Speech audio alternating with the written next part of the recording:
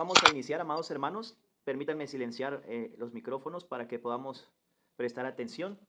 Y este estudio bíblico es de mucha bendición para edificar, exhortar y consolar y establece los fundamentos firmes de la fe. El fundamento es Cristo, de acuerdo a lo que dice Primera de Corintios 3:11. Nadie puede poner otro fundamento del cual ha sido puesto, el cual es Cristo.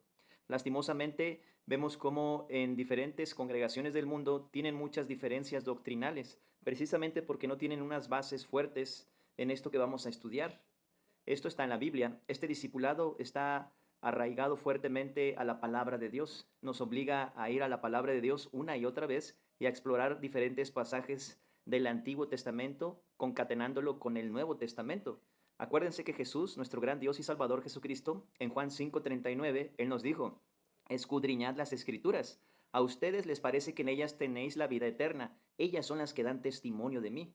Y es precisamente lo que este estudio inductivo nos obliga a hacer, a escudriñar a Cristo en el Antiguo Testamento y ver dónde están escondidos los tipos de Cristo, dónde están escondidos los sacrificios de Cristo, los símbolos de Cristo, la tipología de Cristo, ver la Biblia de la manera correcta, de forma cristocéntrica.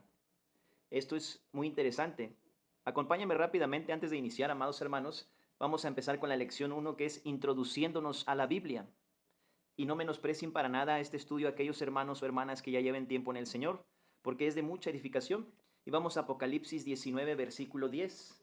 Y vean por qué es importante escudriñar toda la Biblia, desde el Génesis hasta el Apocalipsis, desde el testimonio de Jesús, que es el Evangelio, es decir, de forma cristocéntrica. ¿Dónde está Cristo escondido? En el Génesis, en el Éxodo, en Levítico, en Deuteronomio, en Números. ¿Dónde está escondido Cristo en cada parte de la Biblia? Porque el plan de Dios siempre consistió en cómo Él nos salvaría por su gracia y no en cómo el hombre se acercaría a ese Dios santo por medio de su obra meritoria, sino ese Dios todopoderoso se hizo hombre para acercarse a nosotros en el Hijo de Dios, Jesucristo. Y vamos a dar lectura al capítulo 19 del libro de Apocalipsis, versículo 10. No solamente nos enseña sobre la idolatría este versículo, sino que nos enseña cuál es el lente para escudriñar las Escrituras. Obviamente, paso número 1, ser salvo, ser sellado con el Espíritu Santo. Porque la palabra de Dios es un libro encriptado que solamente el Espíritu Santo puede dar discernimiento a los hijos de Dios para poder comprenderlo. No es de interpretación humana, no se entiende con sabiduría humana. Entonces, 1 Corintios 2:14, antes de leer este pasaje, nos enseña que para el hombre animal, el hombre natural, no puede entender las cosas de Dios. Para él son locura. Y estas cosas que están en la Biblia se han de discernir espiritualmente. El Espíritu Santo es quien nos concede el entendimiento. Recuerden que Jesús en Juan 16 y Juan 14, Él dijo: no os dejaré huérfanos, vendré a vosotros, no os dejaré huérfanos, os enviaré el Consolador, que en el griego es Paracletos, Consolador. La presencia de Jesús morando adentro de nosotros, Cristo en nosotros, la esperanza de gloria. Ahora vamos a dar lectura al versículo 10 de Apocalipsis 19. Y si alguien nos los puede compartir. Yo me postré a sus pies para adorarle. Y él me dijo: mira, no lo hagas. Yo soy consiervo tuyo y de tus hermanos que retienen el testimonio de Jesús.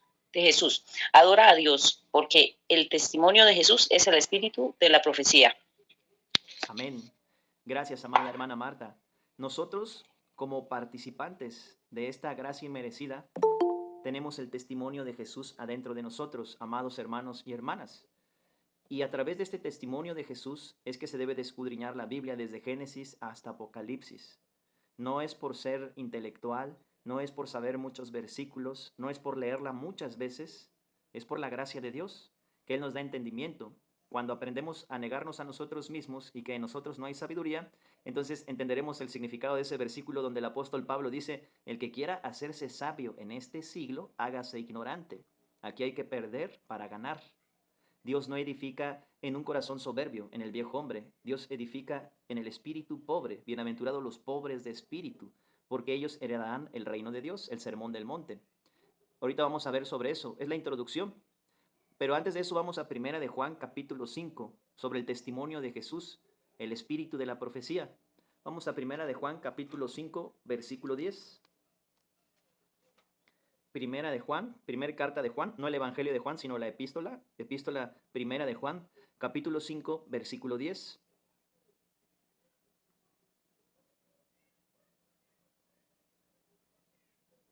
Permítanme leerlo. El que cree en el Hijo de Dios tiene el testimonio en sí mismo. ¿Y cuál era el espíritu de la profecía? De acuerdo a Apocalipsis 19:10, el testimonio de Jesús. El que cree en el Hijo de Dios tiene el testimonio en sí mismo. El que no cree a Dios le ha hecho mentiroso porque no ha creído en el testimonio que Dios ha dado acerca de su Hijo. Nosotros tenemos el testimonio de Dios. Somos la parte visible como el cuerpo de Cristo para desplegar la resurrección de Jesús en y a través de nosotros, el misterio que estuvo oculto desde los siglos y las edades, pero que ahora ha sido manifestado a nosotros, que somos gentiles, a los santos, que es Cristo en nosotros, la esperanza de gloria. Tenemos el testimonio de Jesús adentro de nosotros. Cuando vemos versículos que no sabemos de memoria, como Gálatas 2:20, con Cristo estoy juntamente crucificado y ya no vivo yo, mas vive Cristo en mí. Poco a poco, en la medida que somos conformados a la imagen de Cristo, hay más de Cristo y menos de nosotros mismos, vamos a ir descubriendo que no se trata de hacer una filosofía con los versículos de la Biblia, sino de creer lo que dice Dios en su palabra y a través de la experiencia personal como Job, el sufrimiento, las pruebas, los tropiezos, aprendemos por la experiencia personal a experimentar el poder de Dios en nuestras vidas. Las pruebas son la escuela de la fe y esto nos va a ayudar y va a contribuir a que seamos formados a la imagen de Cristo. Por eso el Señor tuvo que sacar a su pueblo Israel de Egipto y hacerlo cruzar un desierto espantoso, porque solamente ahí dependerían totalmente en el poder de Dios y no en sus propias fuerzas. Por eso el Señor en el libro de los Jueces capítulo 6 hizo que el más pequeño de su casa, Gedeón, fuera con esa su fuerza, que es Jesús mismo obviamente, y no con 30,000, ni con 20,000, ni con 10,000, sino con 300 israelitas. Jehová le dio la victoria a Gedeón contra 120,000 madianitas. Una guerra matemáticamente imposible de ganar, porque Dios quiere que aprendamos a confiar en Él. Y si aprendemos la historia desde Génesis y vemos el Evangelio escondido, ¿dónde está Cristo escondido? En los libros del Antiguo Testamento, nuestra confianza en Dios aumentará mucho y el Espíritu Santo aplicará todos estos principios bíblicos que vayamos aprendiendo en nuestra vida diaria, en nuestro diario vivir. Ahora vamos a introducirnos y la primera lección, si tienen sus discipulados, si los pudieron imprimir o los tienen ahí digitalmente, pueden ir conmigo a la introducción. Y vamos, dice, progresando hacia la madurez, fase 1. ¿En cómo está compuesto este estudio que vamos a tomar primeramente Dios? La relación con Dios. Vamos a Apocalipsis capítulo 4, versículo 11.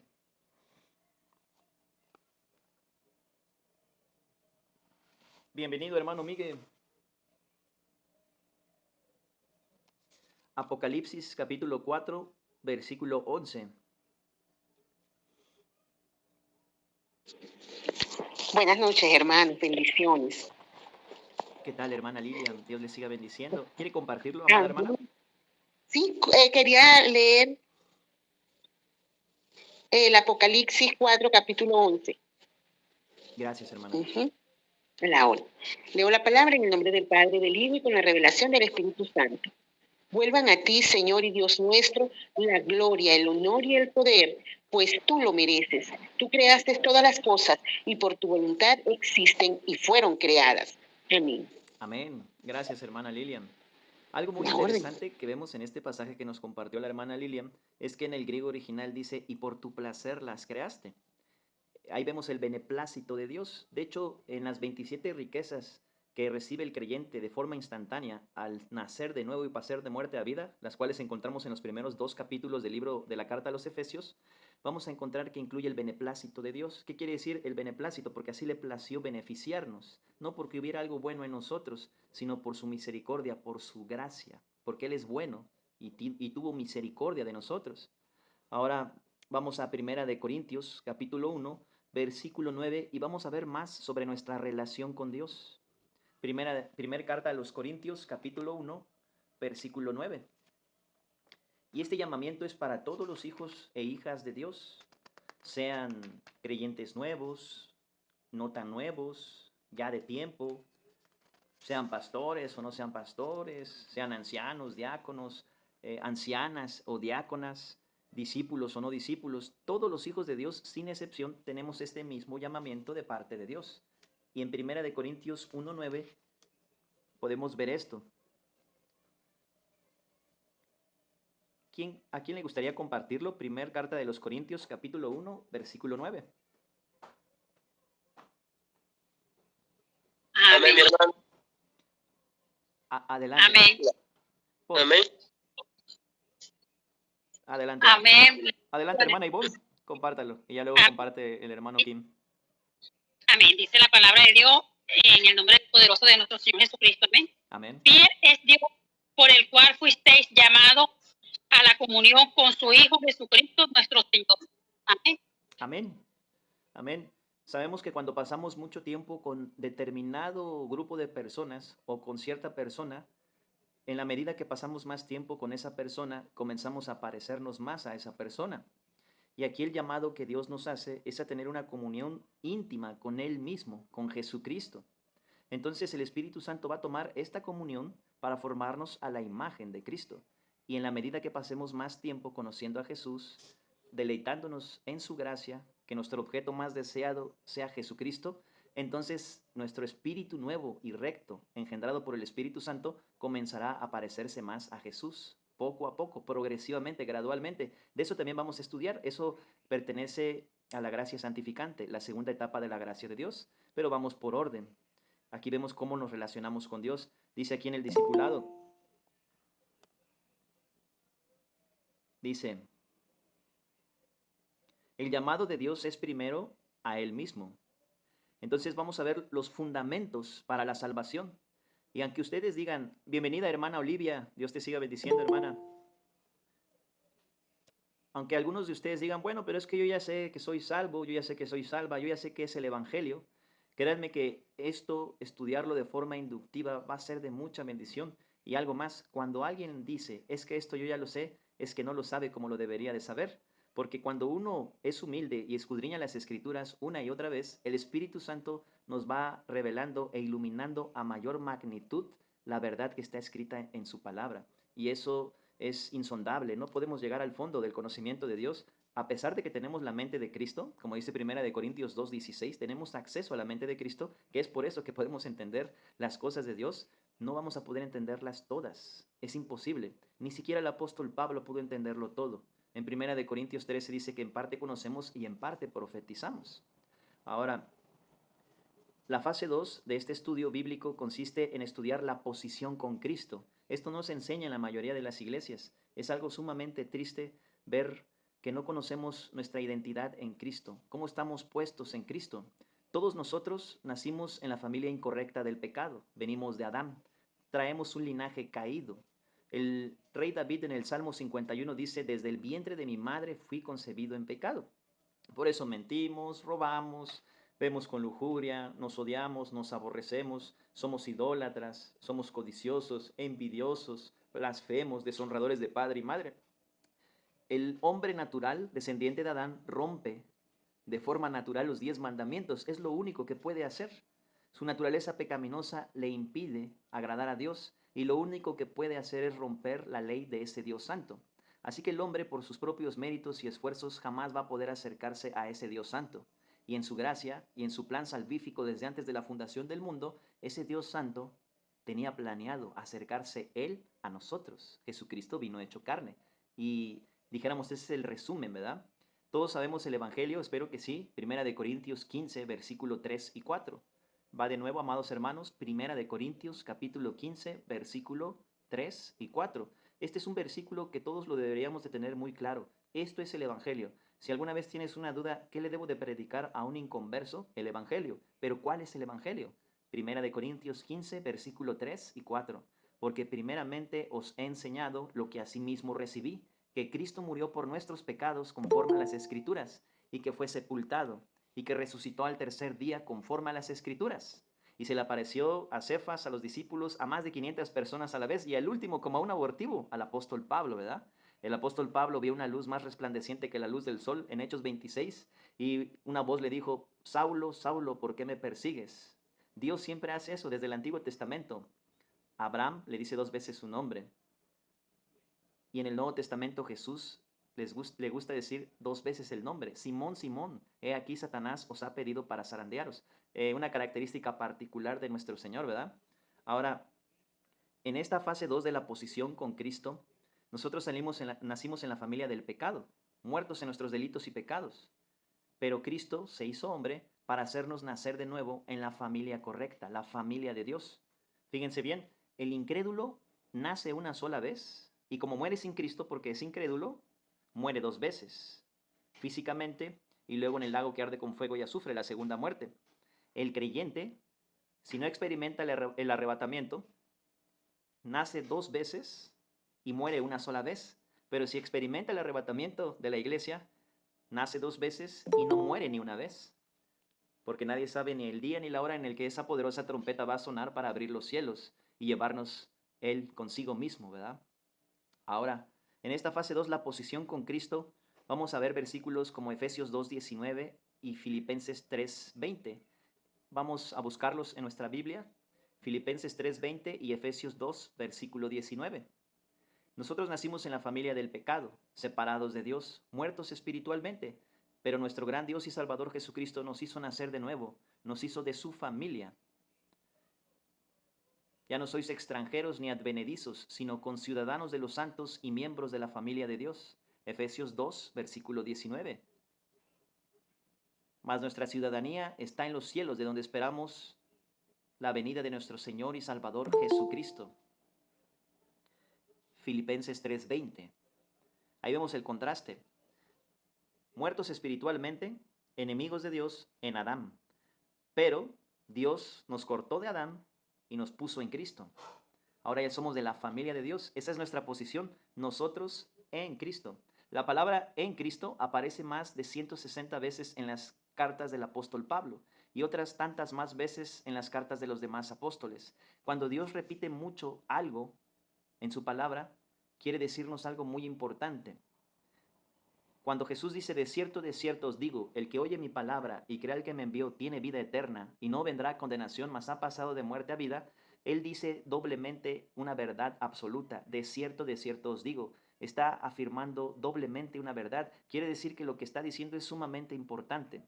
Así que imaginemos que cuando algo se escribe más de 160 veces en la Biblia, debe ser muy importante.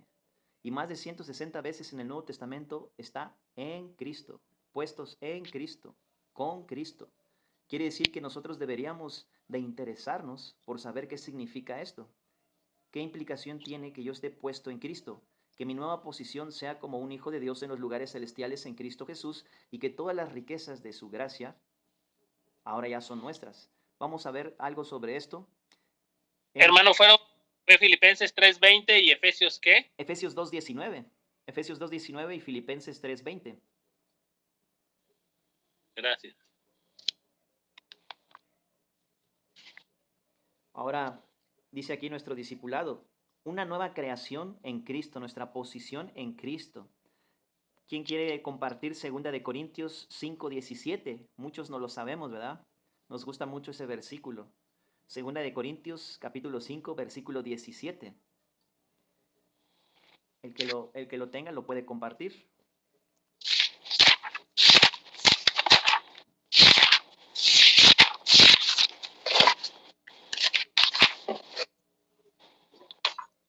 Amén, hermano. Adelante, hermano Kim, porfa. Bueno, hermano, Dios le bendiga. Soy el hermano Ramán. Estoy conectado con el teléfono de mi esposa. Disculpe. Claro que sí, hermano Ramán. Adelante. Gracias, hermano. Amén. 2 Corintios 5:17. Amén, hermano. Sí. De modo que si alguno está en Cristo, nueva criatura es. Las cosas viejas pasaron. He aquí, todas son hechas nuevas. Amén. Amén. Nuestro gran Dios y Salvador Jesucristo sepultó nuestra vida vieja, sepultó nuestra vida anterior, crucificó al viejo hombre y nos hizo nacer a una nueva esperanza de vida, una nueva creación. Ese versículo es precioso y muchos lo tomamos como algo simple porque se repite mucho en las congregaciones de los santos. Sin embargo, no debe de menospreciarse ese pasaje. Cuando nos dice, de modo que si alguno está en Cristo, ahí viene una de las 160 veces en Cristo. Si alguno está en ¿dónde? No en Adán, no en su propia justicia personal, no en Moisés, en Cristo, en la gracia de Dios que es en Cristo Jesús, en Cristo. El griego original dice nueva creación es. Ahí dice en nuestras Biblias nueva criatura. Una nueva criatura implica una nueva creación. No lo busquen si quieren, o lo pueden buscar, lo cual es muchísimo mejor. Pero si vemos Gálatas 5, versículo 6 y Gálatas 6, versículo 15, dice, porque en Cristo Jesús ni la circuncisión vale algo, ni la incircuncisión, sino la fe que obra por el amor. Porque en Cristo Jesús, en Cristo, ahí está otra de las 160 veces que aparece en Cristo, porque en Cristo Jesús ni la incircuncisión vale algo, ni la incircuncisión, sino una nueva creación. Gálatas 6:15, una nueva creación. De modo que si alguno está en Cristo, nueva creación, nueva criatura es. El siguiente versículo, de nuestra posición en Cristo, los fundamentos firmes para la santificación del creyente va a ir de la mano con el entendimiento y la fe que tengamos en nuestra posición en Cristo. Por eso hay tantas diferencias doctrinales. Por eso en un lugar se escucha una cosa, en otro lugar se escucha otra. Hay muchos sentires diferentes porque no se estudian estas cosas. Si todos estudiáramos esto que nos enseña Dios de la posición que tenemos en Cristo, todas esas diferencias desaparecerían. La posición en Cristo, con Cristo. Vamos a 1 de Corintios capítulo 1, versículo 30. 1 de Corintios capítulo 1, versículo 30. Y vean, aquí es otra de las 160 veces que aparece en el Nuevo Testamento en Cristo. Quien lo tenga lo puede compartir.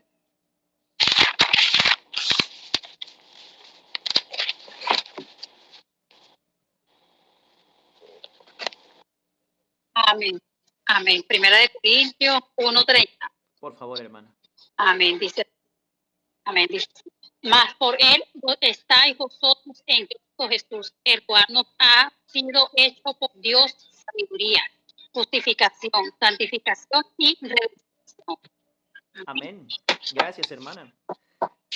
Vean otra vez, mas por él estáis vosotros, ¿en quién? En Cristo, no en nuestras buenas obras, en Cristo, el que hizo la buena obra por nosotros, Cristo, el cual es Dios por los siglos de los siglos, por cierto, ¿verdad? Eso dice Romanos 9:5. Pero vean, ¿por qué Dios se hizo hombre? Esto es bien interesante. Él, como Dios soberano y todopoderoso, el verbo de Dios, la vida eterna que se nos manifestó, sale del Padre y se manifiesta en carne. Su humanidad, el Hijo de Dios, experimenta y vive en lugar nuestro para cumplir en lugar nuestro todo lo que nosotros no podemos hacer. Pero Él se convierte ahora, al ponernos en su propia muerte y resurrección, en nuestra sabiduría, nuestra justificación, nuestra santificación y nuestra glorificación. Ahí la palabra redención se refiere a la fe en lo porvenir, al arrebatamiento y el cuerpo glorificado. Entonces es bien interesante que todos estos tesoros de la gracia de Dios nosotros muchas veces lo ignoramos porque no conocemos nuestra posición en Cristo, que no se hace valer de lo que nosotros hayamos hecho o dejemos de hacer, sino de lo que Cristo ya hizo a favor de nosotros. Por eso se llama gracia. Y este estudio va a aclarar mucho esa parte de forma inductiva con la Biblia.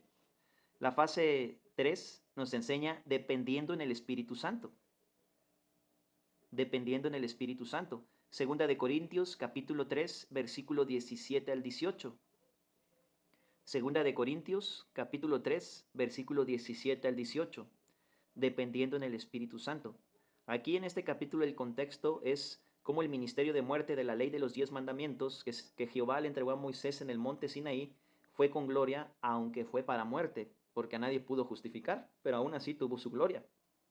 Cuanto más el ministerio del Espíritu es con mayor gloria, porque ahora es en la ley del Espíritu de vida en Cristo Jesús lo que gobierna a los hijos de Dios, de acuerdo a lo que dice Romanos 8, versículo 2. Y por eso nos aparecen estos versículos aquí abajo.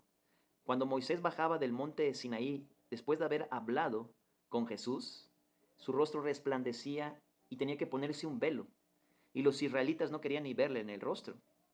Pero ahora que nosotros estamos puestos en Cristo, posicionalmente hablando, ya estamos en los lugares celestiales y ya estamos cara a cara. En Éxodo 33 podemos ver a Moisés cómo Jehová lo esconde en la hendidura de una peña. Y le dice, no hay hombre que me pueda ver cara a cara y viva, pero te esconderé en el hueco de una peña y te dejaré ver mis espaldas, mis lomos. Y lo cubre con su mano y le deja ver las espaldas, ¿verdad? Ahora nosotros estamos puestos en Cristo. Cristo nos puso en su muerte y nos puso en su resurrección. Y estamos escondidos ahora no en el hueco de una peña, sino en los lugares celestiales con Cristo, de acuerdo a lo que dice Efesios 2:6. Y juntamente con Él nos resucitó y asimismo nos hizo sentar en los lugares celestiales con Cristo Jesús. Ahí es otra de las 160 veces que aparece en Cristo o con Cristo. Ahora, 2 Corintios 3, versículos 17 y 18. El Espíritu es el Señor. O sea, te está diciendo, el Paracletos, el Consolador, es el Kyrios en griego, el amo, nuestro Dios, nuestro Salvador, el que nos compró. El Espíritu es el Señor. Y donde está el Espíritu del Señor, allí hay libertad. Cristo ya nos libertó. Nos dio 5 victorias. Victoria sobre la condenación del pecado, victoria sobre el poder y el dolor del pecado, victoria sobre la ley, victoria sobre el mundo y victoria sobre Satanás. 5 victorias. La numerología bíblica nos enseña que el 5 representa la gracia de Dios. Por eso Isaías 9:6 dice, porque niño nos es dado, hijo nos es nacido, y el principado sobre su hombro, y su nombre será admirable, consejero, Dios fuerte, Padre eterno, príncipe de paz. Por eso el rey David, cuando era un muchachito, tomó 5 piedras, porque el 5 es la gracia, y con una sola piedra Dios dirigió a la frente del gigante Goliat filisteo y lo derrotó. Y David le había dicho previamente, no es con espada ni con ejército, ¿verdad? Igual lo mismo que dice en Zacarías 4:6, con el poder de su espíritu. Ahora, el versículo 18 nos dice, por tanto nosotros todos, mirando a cara descubierta como en un espejo, la gloria de Dios, somos transformados de gloria en gloria, a la misma imagen, como por el Espíritu del Señor. Aquí vamos a ver que si nosotros no dependemos en el Espíritu Santo, no vamos a ser transformados de gloria en gloria, no vamos a tener victoria espiritual, vamos a seguir frustrados y derrotados en la vida cristiana porque no aprendemos a depender del Espíritu Santo y peleamos desde la fuente correcta, tratamos de luchar con nuestras fuerzas y nos equivocamos. Y esto es normal, nos pasa a todos los creyentes. Sin embargo, la Biblia sí nos enseña cómo vivir libre del dolor y del poder del pecado. Hermana Lilian, adelante, amada hermana. Gracias, hermano. Quisiera tomar nota de las 5 victorias. Solo no pude anotar sobre Satanás, sobre la ley. Perdón, me quedé con las demás. Claro que sí, amada hermana. De hecho, eso es muy importante. Gracias, hermana, por preguntar eso. Miren, vamos a escudriñarlo un poquito eso. Vamos a ver primero la victoria sobre la condenación del pecado. Vamos a apuntar Juan 5, versículo 24, que ya lo dijimos hace ratito, ¿verdad? Jesucristo dijo, de cierto os digo, el que oye mi palabra y cree al que me envió, tiene vida eterna, y no vendrá a condenación. Ya el pecado ya no nos puede condenar porque Cristo ya pagó la totalidad de nuestros pecados en la cruz. Ya no vendrá condenación, sino que ha pasado de muerte a vida. Ahí está la victoria sobre la condenación del pecado y vida eterna en Cristo Jesús. Esa es la primera victoria. Victoria sobre la condenación del pecado y vida eterna como un regalo. La segunda victoria es la victoria sobre el dolor y el poder del pecado. Una vez que el creyente nace de nuevo y se da cuenta que la muerte de Jesús pagó la totalidad de sus pecados y que gracias a que Jesús resucitó al tercer día y se le ha concedido el sello del Espíritu Santo a ese nuevo Hijo de Dios, ahora ya es salvo y tiene vida eterna adentro de él. Pero ese creyente nuevo no sabe cómo hacer fluir esa vida eterna adentro de él. No sabe cómo se hace, no sabe cómo echar mano de ella, no sabe si tiene que hacer algo o no tiene que hacer algo, y entonces empieza a usar sus propias fuerzas, porque aún no ha creído que no solamente Cristo murió por nosotros, sino que también nos hizo morir a nosotros juntamente con Él. Dios crucificó al viejo hombre en Cristo Jesús, para despojarlo de su dominio y su señorío de nuestras almas. Esa es la circuncisión del Espíritu, que Dios cortó a nuestra alma del espíritu muerto de Adán, o viejo hombre, la carne, y después de circuncidarnos, ¿en dónde nos circuncidó? Aquí Dios no usó un cuchillo o una tijera, como lo hacían los israelitas al 8º día después de que sus varones nacían, sino que aquí literalmente el Espíritu Santo utilizó la cruz para cortar el viejo pellejo de Adán y circuncidar nuestras almas para purificarlas con la sangre de Jesús y así unirlas a un nuevo marido, una nueva unión matrimonial que ya no es de muerte, es de vida y vida eterna en Jesucristo. Y esa es la segunda victoria, victoria sobre el dolor y el poder del pecado. Y los versículos bíblicos que nos muestran esta victoria de forma muy contundente están en Gálatas 2:20 y y Romanos 6:6, aunque están en muchas partes más. Gálatas 2:20 y Romanos 6:6. Con Cristo he sido juntamente crucificado, y ya no vivo yo, mas vive Cristo en mí. Y lo que ahora vivo en el cuerpo, lo vivo en la fe del Hijo de Dios, el cual me amó y se entregó a sí mismo por mí. No desecho la gracia de Dios, pues si por la ley fuese la justicia, entonces por demás murió Cristo. Y Romanos 6:6. Sabiendo esto, que nuestro viejo hombre fue crucificado juntamente con él para que el cuerpo del pecado sea destruido, a fin de que no sirvamos más al pecado. Ya no somos esclavos del pecado, Cristo ya nos libertó. Y si estamos muertos al pecado, entonces ¿por qué seguimos pecando? De eso trata este estudio también, aunque eso es más adelante, ¿verdad? Pero ahí tenemos la segunda victoria, la victoria sobre el dolor y el poder del pecado. ¿Por qué digo el dolor? Porque el creyente cuando cae se da cuenta de que en su carne todavía mora el mal, experimenta lo que experimentó Pablo cuando trató de automejorarse por medio de la ley en Romanos 7 y se dio cuenta que solamente podía hacer lo que no quería hacer y no hacer lo que sí quería hacer. Miserable de mí, ¿quién me librará de este cuerpo de muerte? Y esa es la tercera victoria, victoria sobre la ley. La ley es buena, santa y perfecta, pero la ley no puede perdonar al pecador. Lo único que hace es condenar al pecador. La ley no tiene un fin salvífico, sino tiene un propósito condenatorio.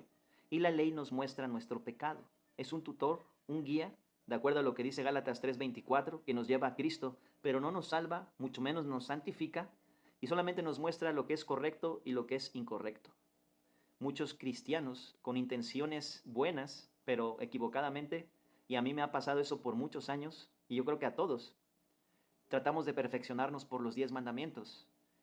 Y eso es porque tenemos la vista muy corta acerca de la gracia de Dios. La ley permite que tú reclames tus derechos. Si alguien te roba, la ley permite que tú pidas que te lo devuelva cuadruplicado o 7 veces más. Si no te agrada tu esposa, la ley permite que te divorcies. Le puedes dar carta de repudio. Si tu enemigo te hace algo, la ley permite que te vengues ojo por ojo y diente por diente, entre muchas otras limitaciones que tiene la ley. Pero la gracia es ilimitada. El amor de Dios no lo limita la ley.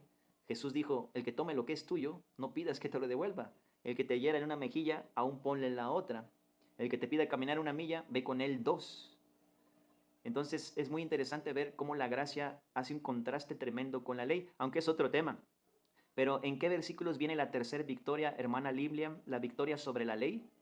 Vamos a ver 3 pasajes bíblicos. Romanos 7:4, Romanos 10:4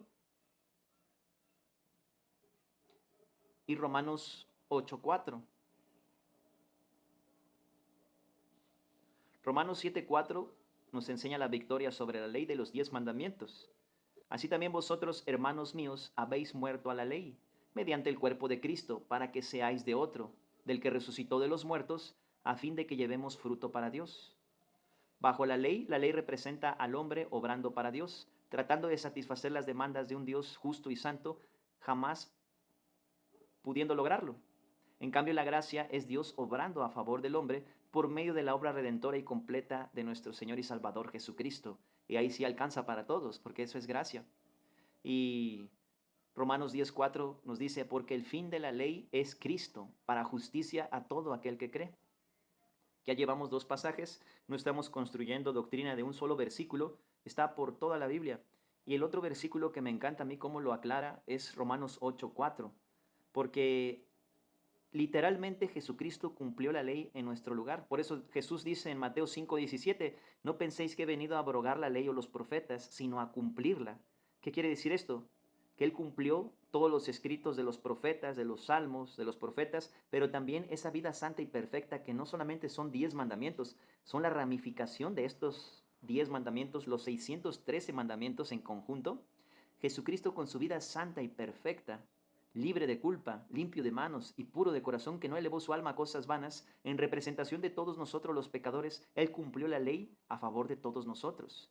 Pero al mismo tiempo, al morir en la cruz en nuestro lugar, satisfizo el castigo de dicha ley, recibiendo el castigo que nosotros merecíamos en nuestro lugar.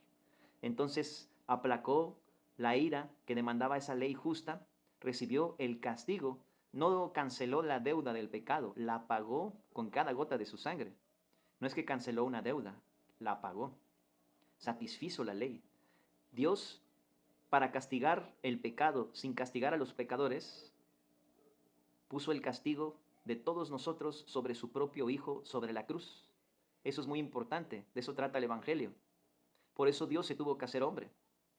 Ahora, ese otro versículo, Romanos 8:4, nos garantiza esa parte de Dios a los que estamos en Cristo, para que la justicia de la ley se cumpliese en nosotros, que no andamos conforme a la carne, es decir, ya no estamos en Adán, sino conforme al Espíritu. Habla de los nacidos de nuevo. Esto no incluye a los incrédulos, a los no salvos, solamente incluye a los regenerados, a los nacidos de nuevo, a los sellados con el Espíritu Santo. Romanos 8:9 nos dice, mas vosotros no vivís según la carne, sino según el Espíritu, si es que el Espíritu de Dios mora en vosotros. Y si alguno no tiene el Espíritu de Cristo, el tal no es de él. Ahí van 3 victorias, hermana Lilian. Victoria sobre la condenación del pecado y vida eterna. Victoria sobre el dolor y el poder del pecado. Victoria sobre la ley. Victoria sobre el mundo. Juan capítulo 16, un versículo muy conocido, los últimos versículos del capítulo 16 del Evangelio de Juan. En el mundo hallaréis aflicción, pero confiad, yo he vencido al mundo. ¿Y cómo es que la victoria de Cristo ahora es nuestra victoria? Porque la Biblia lo dice y le creemos a Dios. Amén. Primera de Juan 5, versículo 4 y 5. Primera de Juan capítulo 5, versículo 4 y 5. Porque todo lo que es nacido de Dios vence al mundo. Y esta es la victoria que ha vencido al mundo, vuestra fe. ¿Quiénes son los que han vencido al mundo, sino los que creen que Jesucristo es el Hijo de Dios? Amén. Victoria sobre el mundo. Victoria sobre Satanás. La quinta victoria. Hebreos 2, versículo 13 y 14. Hebreos 2, versículo 13 y 14. Por cuanto los hijos participaron de carne y sangre, él también participó de lo mismo, o sea, Jesucristo, para vencer por medio de la muerte al que tenía el imperio de la muerte, esto es, al diablo, y librar a los que por temor a la muerte estaban cautivos. Victoria sobre el diablo. También primera de Juan 3:8 nos dice eso, que Cristo apareció para deshacer las obras del diablo. Entonces ahí tenemos las 5 victorias y uno de pilón. Primera de Juan 4:4, mayor es el que está en nosotros que el que está en el mundo, ¿verdad? Entonces tenemos estas 5 victorias en Cristo Jesús, en nuestra posición en Cristo. Somos más que vencedores por medio de aquel que nos amó. Espero... Hermano, ¿puedes repetir de la victoria sobre el mundo? Dijo Juan 16, ¿qué? Los últimos versículos, hermano Miguel, de Juan capítulo 16 y primera de Juan capítulo 5, versículo 4 y 5. Ok, y de la victoria sobre Satanás dijo primera de Juan 3, ¿qué? 3:8. 3:8. Y Hebreos 2, versículo 13 y 14. Ok, gracias. Y ahora vean estas 5 victorias y entendamos que el Padre ya no nos mira en Adán, nos mira en su Hijo amado Jesucristo.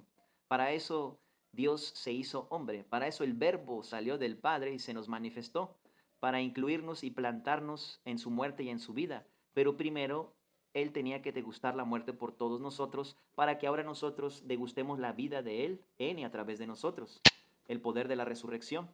Nosotros como el cuerpo de Cristo desplegamos la resurrección de Jesucristo cuando caminamos por fe, cuando no dependemos en nuestras propias fuerzas y dependemos en el poder de Dios.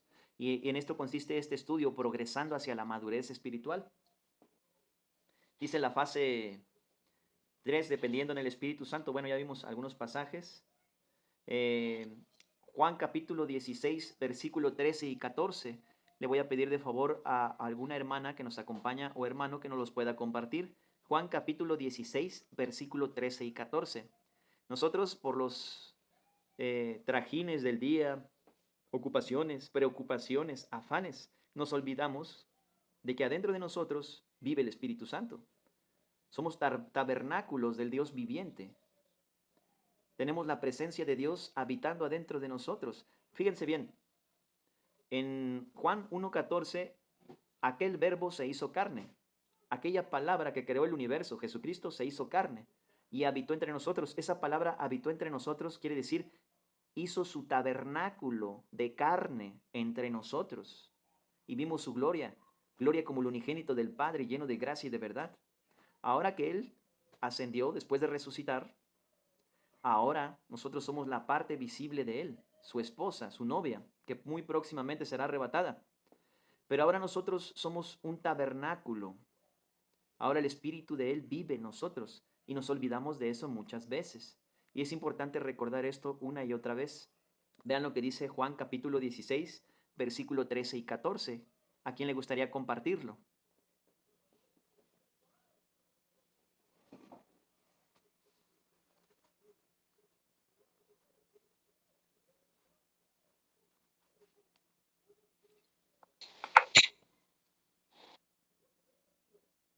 Adelante, hermanos. Adelante, hermana Dey.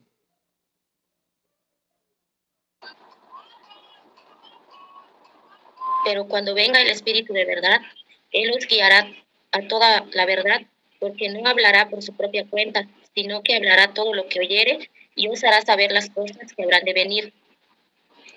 Él me glorificará, porque tomará lo mío y os lo hará saber. Amén. Amén. Gracias, hermana Dey. Miren, espero que no se les olvide esto, hermanos, que el Espíritu Santo lo grabe en sus corazones. En la enseñanza de nuestro gran Dios y Salvador Jesucristo del nuevo nacimiento, vemos que le dice a un rabino, príncipe de los judíos, que era maestro de Israel, que tiene que nacer de nuevo. Y en el versículo 6, el Señor le dice, lo que es nacido de la carne, carne es, y lo que es nacido del Espíritu, Espíritu es.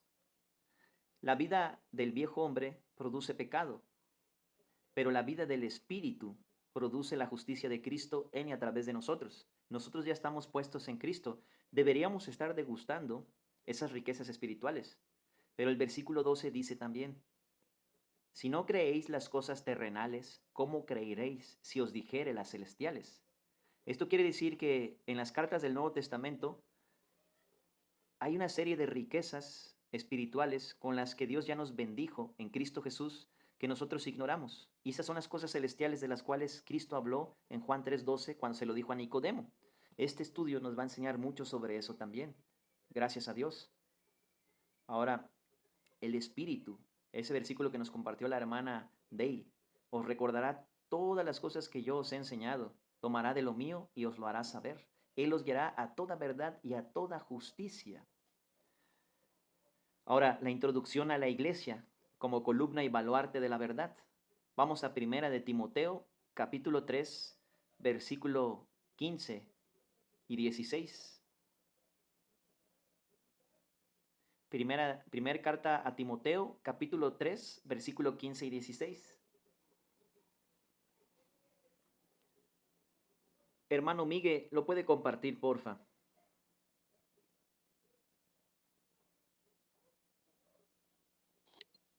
A ver, primero de Timoteo. Primera de Timoteo, capítulo 3, versículo 15 y 16. Aquí viene la introducción a la iglesia.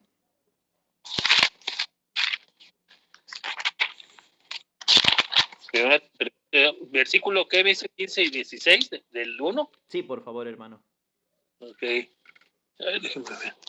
Dice, palabra fiel y digna de ser recibida por todos, que Cristo Jesús vino al mundo para salvar a los pecadores, de los cuales yo soy el primero, pero por esto fui recibido a misericordia, para que Jesucristo mostrase en mí el primero de todas su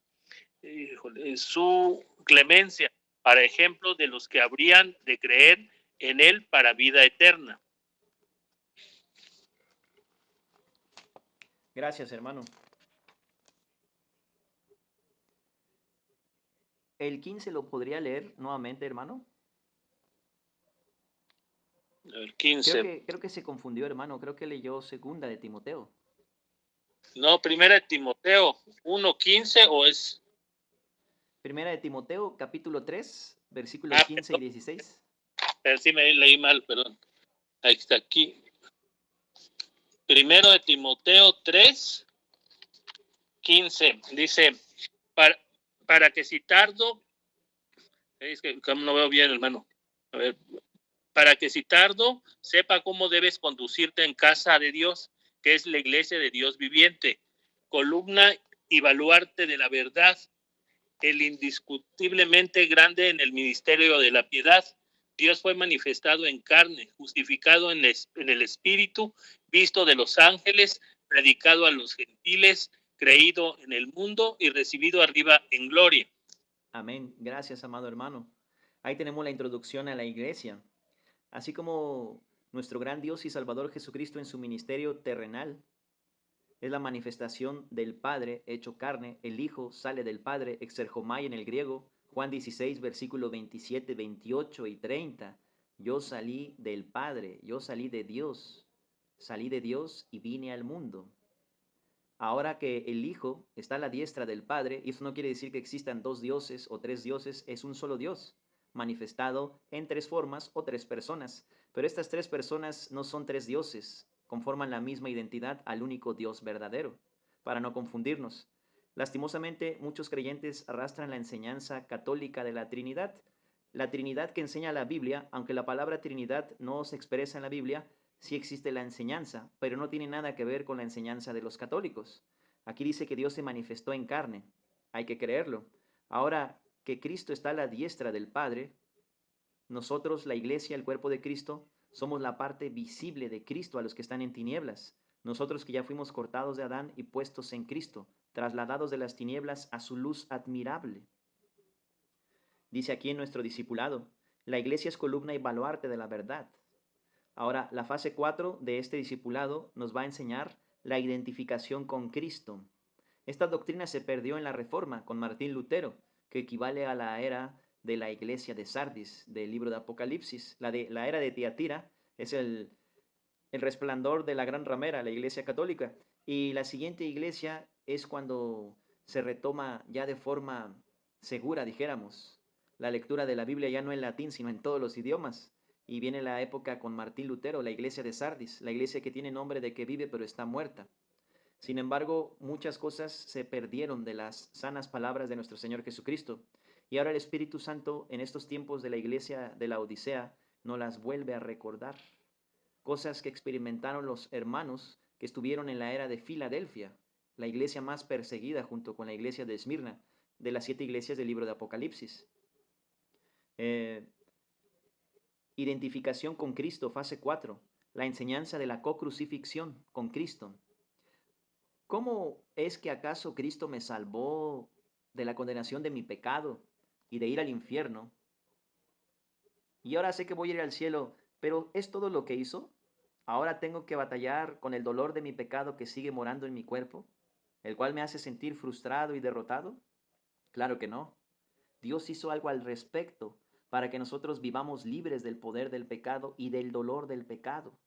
Un verdadero hijo de Dios se duele cuando cae, porque tiene al Espíritu Santo viviendo adentro.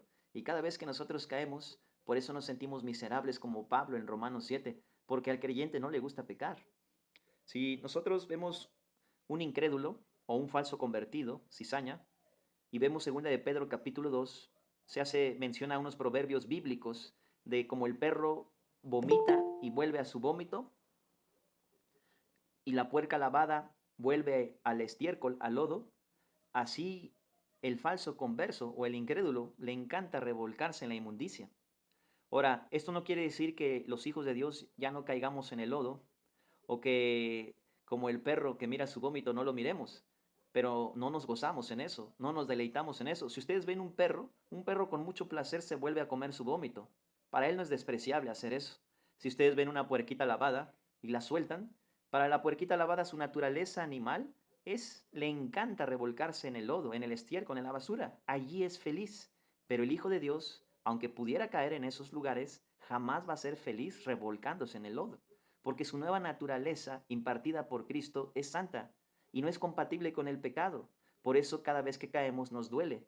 Y la enseñanza de la cocrucifixión se nos enseña en la Biblia por el Espíritu Santo cómo ser libres del dolor y del poder del pecado, según Cristo y no según filosofías cristianas modernas que te enseñan a sustituir malos hábitos por buenos hábitos, como si se tratara de una programación neurolingüística, ¿verdad? Ya cosas de hombres. Como vamos a Colosenses capítulo 2. Colosenses capítulo 2. Y por eso hay que tener mucho cuidado de no convertir un versículo en una filosofía cristiana, porque hoy está mucho de moda eso. Usan hasta fábulas judaicas, hasta animales, para que no están en la Biblia, como el proverbio de la puerca lavada, sino cosas que se inventan, dichos de viejas, fábulas de viejas, como dice la palabra de Dios, y nos advierte a no estar torciendo la escritura de esa manera. Vean lo que dice Colosenses capítulo 2, versículo 20. Pues si habéis muerto con Cristo en cuanto a los rudimentos del mundo, ¿por qué como si vivieseis en el mundo os sometéis a preceptos, tales como no manejes, ni gustes, ni aun toques, en conformidad a mandamientos y doctrinas de hombres, cosas que todas se destruyen con el uso? Y vean el versículo 8. Si de un versículo se da una explicación humanista que nos haga depender en nuestras propias fuerzas y no en el Espíritu de Dios, no proviene de Dios. Si alguien me está enseñando o yo estoy enseñando a alguien, mira, tú tienes que esforzarte por reprimir tus pecados, tú tienes que hacer un esfuerzo más allá de lo que tú puedas hacer por suprimir los deseos de tu carne, de tu viejo hombre, esa enseñanza no es bíblica, hermanos. Porque la palabra de Dios nos enseña lo contrario. Segunda de Corintios 12 nos dice que el poder de Dios se perfecciona en nuestra debilidad. Cuando soy débil, soy fuerte. Y aquí me están enseñando a fortalecer el yo, mi carne. Y el Espíritu Santo no hace tratos con la carne. No es como en la vida del mundo que te enseñan a ser un campeón y a ser el primer lugar en todos lados. Aquí en las cosas de Dios no podemos trasladar las cosas del mundo al reino de Dios. Y vean lo que dice Colosenses 2:8. Mirad que nadie os engañe por medio de filosofías y huecas sutilezas, según las tradiciones de los hombres, conforme a los rudimentos del mundo y no según Cristo. Y luego te dice por qué. Y ese por qué debería de ser suficiente. Y ese es el problema, que para muchos cristianos no es suficiente, porque en Jesucristo habita corporalmente toda la plenitud de la deidad, de la divinidad. Entonces, como Cristo es Dios y estás completo en Él, deja de estar buscando fuera de Jesús. Si con Cristo estoy juntamente crucificado y ya no vivo yo, me lo están enseñando. Es que ahí lo que Dios trata de decir, lo que Dios quiere decir en ese versículo, es que tú tienes que sustituir los malos hábitos por buenos hábitos y tú te tienes que esforzar por hacer morir el pecado en tus miembros. Eso no proviene de Dios. Suena convincente en la psicología humana, en la filosofía humana, pero en el reino de Dios no tiene ninguna validez tal cosa. Está diciendo que Cristo ya crucificó nuestro viejo hombre. No está diciendo que yo lo tengo que hacer o que alguien más lo tiene que hacer. Me está diciendo que es una verdad que ya ocurrió, pero que no la estoy creyendo. Y como no la estoy creyendo, no la estoy experimentando en mi diario vivir. Por eso el factor dominante en nuestras vidas muchas veces es el pecado y no el espíritu. Por eso caminamos más en la carne que en el espíritu. Y aquí viene el problema. Entonces, este estudio nos va a enseñar primeramente Dios sobre esa parte también, identificación con Cristo, la co-crucifixión y la co-resurrección, cómo es que el creyente espiritualmente ya coexiste en los lugares celestiales con Cristo, aunque físicamente, condicionalmente sigamos aquí en la tierra, aguardando el arrebatamiento. Y vienen los versículos que de hecho ya leímos, Romanos 6:6 y Gálatas 2:20. ¿A alguien le gustaría compartir estos pasajes, amados hermanos y hermanas? Gálatas 2:20 y Romanos 6:6.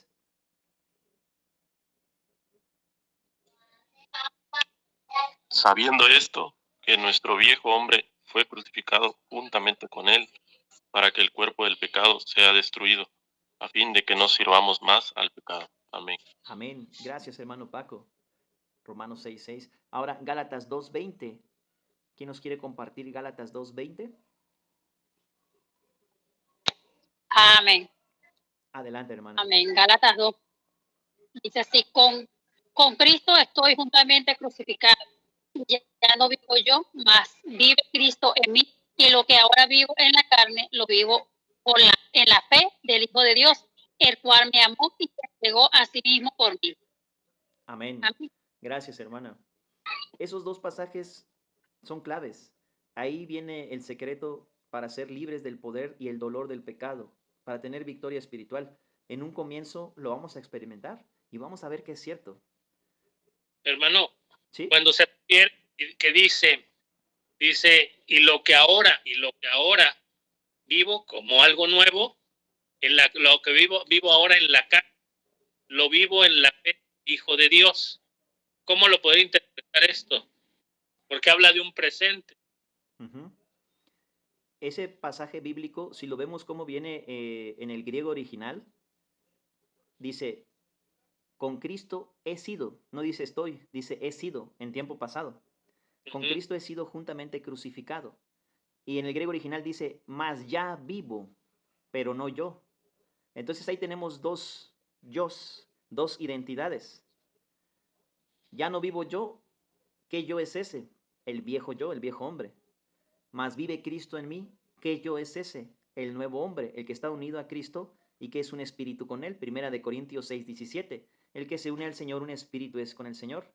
Y lo que ahora vivo en el cuerpo mortal, es lo que dice, lo que ahora vivo en la carne, lo que ahora vivo en el cuerpo mortal, lo vivo en la fe del Hijo de Dios, no mi fe, no la fe que yo produzco en mis fuerzas, sino la fe que ya me fue suministrada por la inmerecida gracia de Dios. Todos los creyentes tenemos el mismo espíritu y se nos dio a beber el mismo espíritu y tenemos la misma fe de Jesús, pero no todos la tenemos desarrollada de la misma manera porque no todos somos ejercitados, ya que no todos caminamos por medio de dicha fe.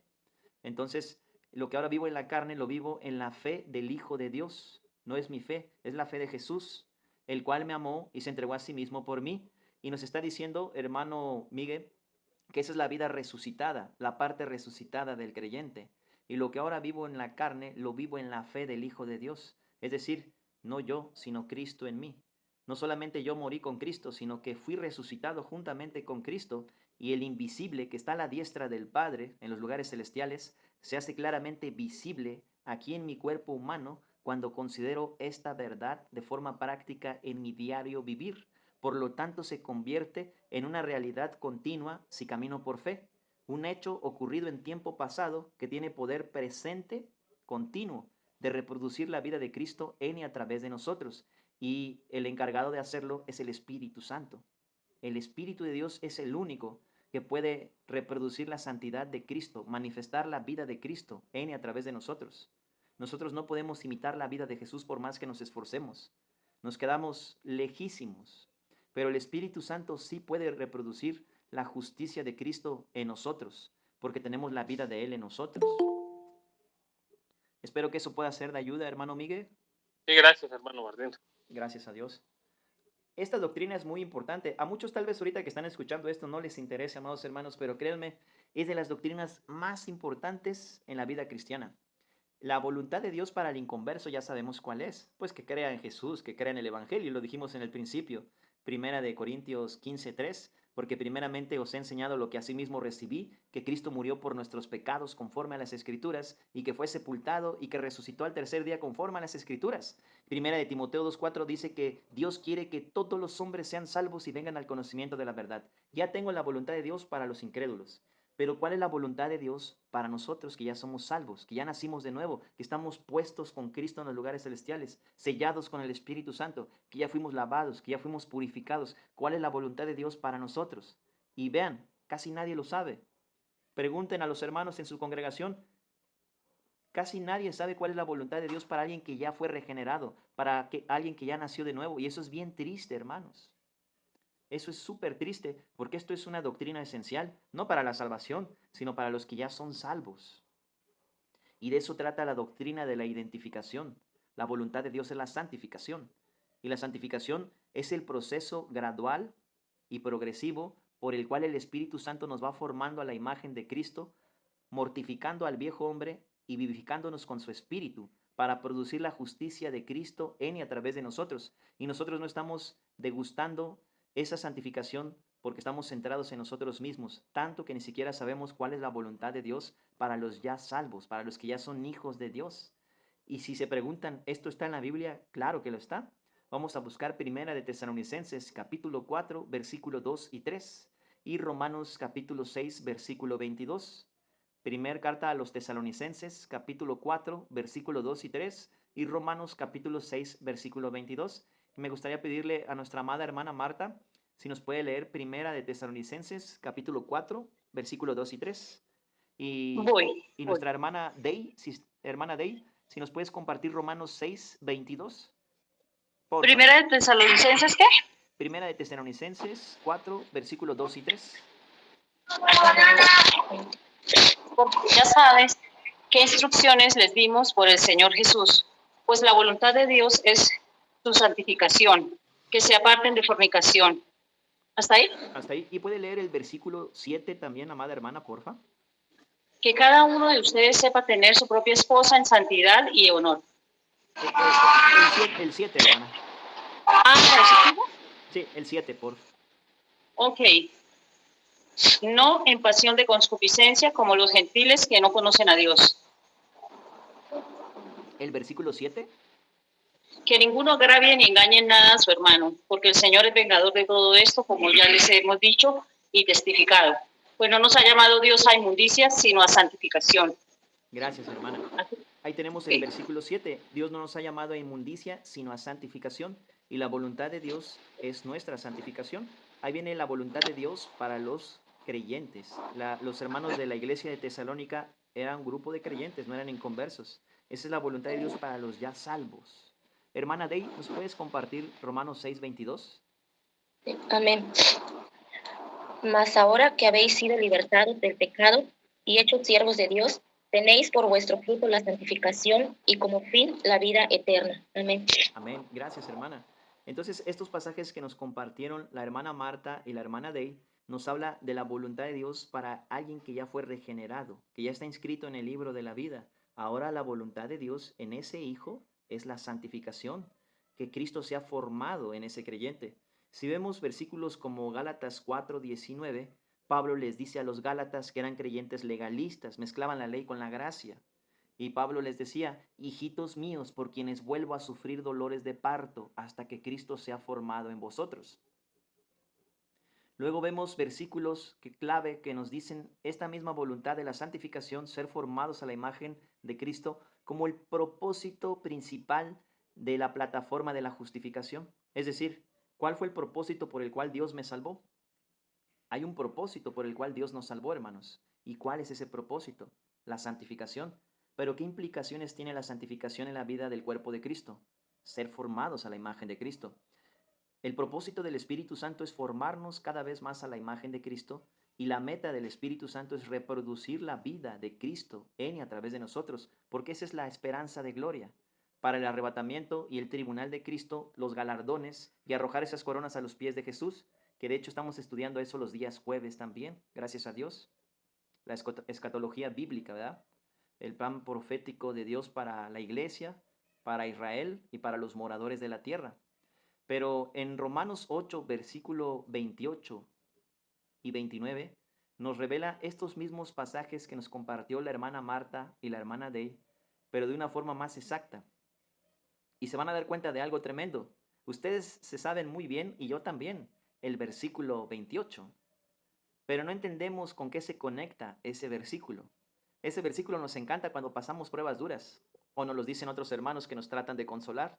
Y sabemos que a los que aman a Dios todas las cosas nos ayudan a bien. Esto es a los que conforme a su propósito son llamados. Pero no nos hemos preguntado la mayoría cuál es ese propósito. La hermana Day y la hermana Marta nos los acaban de compartir. Pero en el versículo 29, justo después de que nos dice que todas las cosas que nos suceden es para nuestro bien, que va alineado a un propósito, que va en el previo conocimiento de Dios, nos aclara cuál es ese propósito. Porque a los que antes conoció, a estos también los predestinó para que fuesen hechos conformes a la imagen de su Hijo.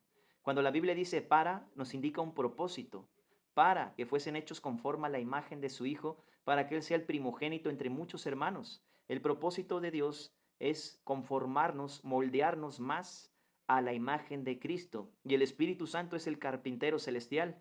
Él va quitando lo que no es Cristo y va dejando solo lo que es Cristo. Ahora, la fase 5 nos habla más de la santificación práctica, que es lo que estamos diciendo ahorita.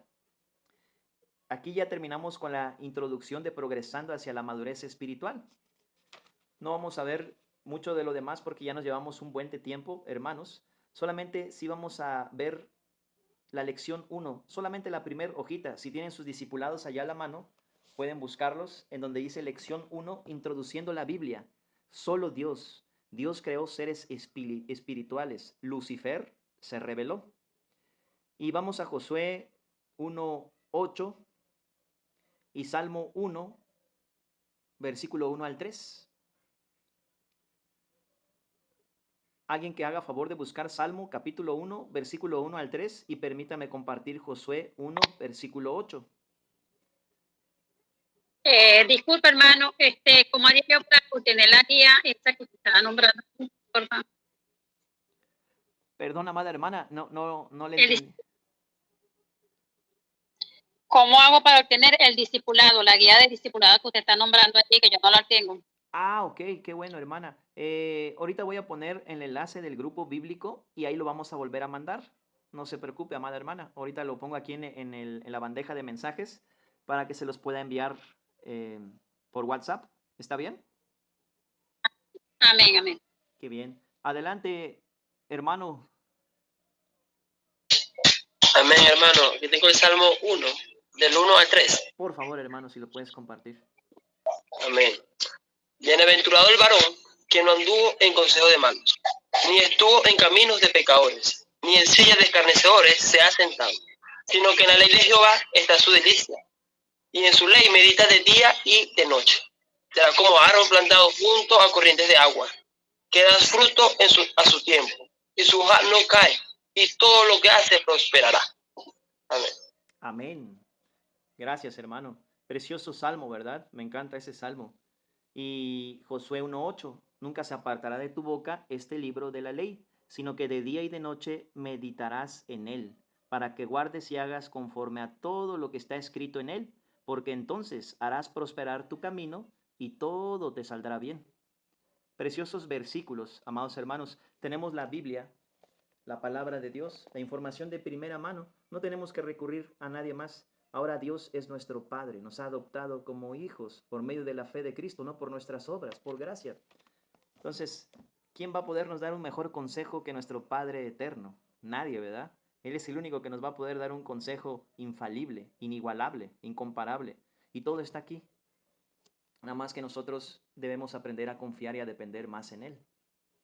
Dice aquí la lección: nuestro propósito es desarrollar una base bíblica sólida, lo que comentábamos, comenzando con la creación hasta la muerte de Jesús, sepultura y resurrección de Jesucristo. Queremos tener una fe bíblica en Dios, Jesús y su palabra. Dios será el enfoque de nuestro estudio, su persona y lo que hace. Él es el personaje principal, central. Por eso es cristocéntrico este estudio de la Biblia. Y quien escribió este libro con el propósito de que lo conozcamos. Vamos a 2 de Timoteo, capítulo 3, versículo 16 y 17. Algunos ya se lo saben de memoria este versículo, ¿verdad? Si alguien lo quiere decir o lo quiere buscar también. Segunda carta de Timoteo, capítulo 3, versículo 16 y 17.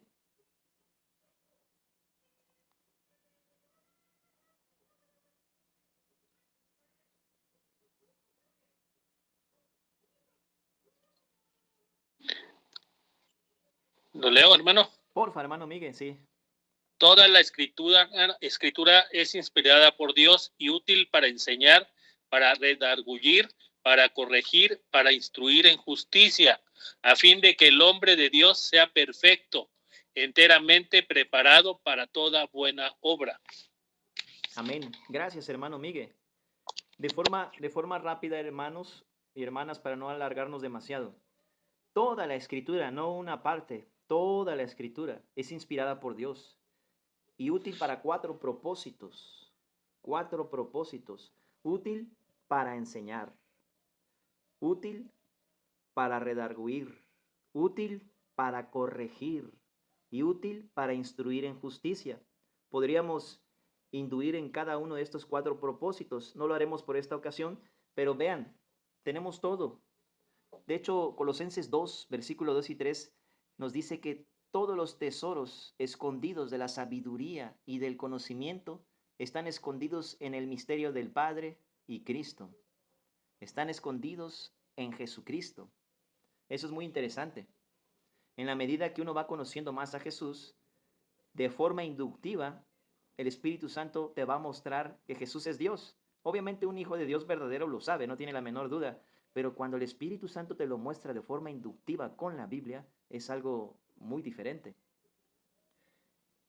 Dice aquí en nuestro discipulado: entendiendo primero esto, que ninguna profecía de la Escritura es de interpretación privada, porque nunca la profecía fue traída por voluntad humana, sino que los santos hombres de Dios hablaron siendo inspirados por el Espíritu Santo. Esto está en 2 de Pedro, capítulo 1, versículos 20 y 21, los últimos versículos. Cuando una interpretación es del Espíritu de Dios, va a encajar con todos los demás 65 libros de la Biblia. Si yo tomo uno de los libros de la Biblia, en total son 66. Debe embonar, encajar, cuadrar y acomodarse a los 65 libros restantes. Si no es así, si no pasa el filtro, la auditoría de los 66 libros, es que es una interpretación de comprensión humana, o sea, privada. Proviene de los hombres y no de Dios. Primera de Corintios 2, versículo 13, nos dice que hay que acomodar lo espiritual a lo espiritual. ¿Cómo se acomoda lo espiritual a lo espiritual? Un ejemplo práctico, bíblico y del mejor de todos, nuestro gran Dios y Salvador Jesucristo. Cuando el diablo lo quiso tentar en el desierto, Jesucristo acomodó lo espiritual a lo espiritual cuando Satanás torció la Biblia y le dio su propia interpretación diabólica. En la última de las etapas que usa Satanás para hacer tropezar, él usa la vanagloria de la vida. Lo vemos en Lucas 4 y le dice a Jesús, si eres el Hijo de Dios, arrójate del pináculo del templo, porque escrito está. Eso está en el Salmo 91:11. Vean cómo Satanás usa un versículo de la Biblia, pero luego le inyecta su propia idea diabólica. Escrito está, a sus ángeles enviará para que tu pie no tropiece en piedra. Y vean cómo inmediatamente nuestro gran Dios y Salvador Jesucristo acomoda lo espiritual a lo espiritual y se arma el rompecabezas y se expulsa las falsas enseñanzas, las torceduras de la palabra de Dios. Jesús usa Deuteronomio capítulo 6, versículo 13 y 16. Escrito está también, al Señor tu Dios no tentarás, vete Satanás. Entonces ahí podemos ver cómo acomodar lo espiritual a lo espiritual que nos enseña Primera de Corintios 2:13. Y en este estudio, primeramente Dios, vamos a aprender eso también. Dice aquí en el estudio, la Biblia es el único libro en este mundo cuyo autor es Dios. La Biblia nos dice cómo se originó el universo y nos dice cómo va a terminar. La Biblia en el Antiguo Testamento promete Dios vencer a la muerte y en el Nuevo Testamento Dios te dice cómo lo hizo. De hecho, es impresionante que en el Antiguo Testamento no puedes ver al Nuevo Testamento. Ahora ya lo vemos porque somos la iglesia, pero en el Nuevo Testamento puedes ver el Antiguo Testamento en el 100%. Y vean lo que dice aquí, la Biblia es el único libro en este mundo cuyo autor es Dios. Fue escrito en el transcurso de 1600 años por más de 40 hombres y aún así tiene una unidad absoluta de principio a fin. Hay profecías que Dios le dio a sus profetas que tienen diferencias de siglos y de milenios y que se cumplieron tal y como Dios lo enseñó. Les pongo un ejemplo práctico sencillo. Salmo capítulo 49, versículo 9. El que remoja conmigo su pan levantó contra mí su calcañar. Ese versículo se escribió aproximadamente 1000 años antes de que Cristo se manifestara en carne. Cristo es Dios, Él siempre ha existido, pero en su forma visible como el Hijo del Hombre no se había manifestado aún. 1000 años antes de que se cumpliera, estaba hablando de cómo lo traicionaría Judas Iscariote. Siglos después, casi 5 siglos después, 520 años antes de Cristo, en Zacarías capítulo 11, también Jehová le muestra al profeta Zacarías que Judas Iscariote lo vendería por 30 monedas de plata. Vemos dos profecías que se cumplen con mucha precisión, con dos plumas diferentes. El Espíritu Santo usó 1000 años antes al rey David y 520 años antes al profeta Zacarías. Hay una diferencia de 500 años entre uno y otro, hasta su cumplimiento, imagínense. Y se cumplen las dos profecías que hablan del mismo evento. Así como esos, hay muchísimos ejemplos más. Otro ejemplo simple. En el Salmo 22, 1000 años antes de Cristo, dice, cuadrilla de perros me han rodeado, me rodearon toros de Basán, agujerearon mis manos y mis pies. Se está profetizando que agujerearían los clavos, las manos y los pies de Jesús cuando ni siquiera el método de crucifixión de los persas existía, que más adelante adoptó el Imperio Romano. Imagínense, eso es impresionante. Solamente la palabra de Dios puede tener cosas de ese nivel. No hay ningún otro libro. Y lo más impresionante es que no tiene ni un solo error. Todo lo que dice salió de la boca de Dios y se ha cumplido, se cumple y se cumplirá, porque aún faltan profecías por venir. Dice aquí en nuestro estudio, La Biblia es el mensaje de Dios al mundo y Él escogió a los judíos como si fueran un megáfono para transmitirlo. De todos los escritores que Dios usó, solamente uno no era judío. Ese fue el médico amado, Lucas, del Evangelio de Lucas, que escribió Hechos y Lucas. La Biblia es el libro más citado, más publicado, más traducido y el libro que más ha influenciado en la historia, pero ¿qué creen? También es el libro más atacado. ¿Tienen ustedes idea de cuál es el libro más atacado de la Biblia, de los 66 libros? Hay un libro en particular que les encanta atacar porque desafía las leyes de la física, las leyes de la termodinámica. Es, de un- Génesis. es uno, pero no. ¿No? Cerca, hermano, cerca. ¿Alguien más quiere participar? ¿Cuál? Job. El libro de Job, cerca también, pero no. Hay un libro, ¿Éxodo? Éxodo. Es uno de los más atacados porque no les gusta creer que Dios abrió el Mar Rojo en dos, pero no, hermana. Hay un libro que es todavía más atacado porque no pueden creer que 3 judíos hayan sido puestos en un horno de fuego calentado 7 veces y no sufrieran ningún daño. Amén. Muy bien, hermano. Hermano Aarón, el libro del profeta Daniel. Ese les encanta atacar ese libro. Yo no puedo creer cómo un rey del imperio babilónico le crecieron plumas como a una bestia durante 7 años. Yo no puedo creer cómo un hombre fue arrojado a una fosa de leones y no le hicieron daño. No les gusta creer nada de eso, pero sabemos que es cierto, ¿verdad? No pueden creer cómo una mano salió de la nada y empezó a escribir Menel, Menel, Tekel, Uparsin al nieto del rey Nabucodonosor, al rey Belsasar, y justamente viene, y eso es lo que no les gusta, porque justamente se cumple matemáticamente que después de que eso se cumple, viene el imperio medo-persa y conquista Babilonia. Tu imperio será quitado y dado a los medos y a los persas. Y viene el rey Ciro, que es un persa, con el rey Darío, que es un medo, ¿verdad? Es el libro más atacado de la Biblia, el libro del profeta Daniel. De ahí le sigue el Éxodo, que dijo la hermana Marta, porque no pueden creer cómo Dios pudo abrir el mar rojo en dos. Nuestro Dios es un Dios sobrenatural. Para Él no hay nada imposible. Él creó las cosas de la nada. Todo lo sustenta con la palabra de su poder. No hay por qué asombrarse. Él, todo lo que fue hecho de lo que no se ve. Solo Dios tiene ese poder. Él es todopoderoso. Luego dice aquí, Jeremías 9, versículo 23 y 24. Ya casi terminamos, hermanos. ¿Alguien lo quiere compartir? Esto es muy importante, es un principio bíblico. Jeremías capítulo 9, versículo 23 y 24.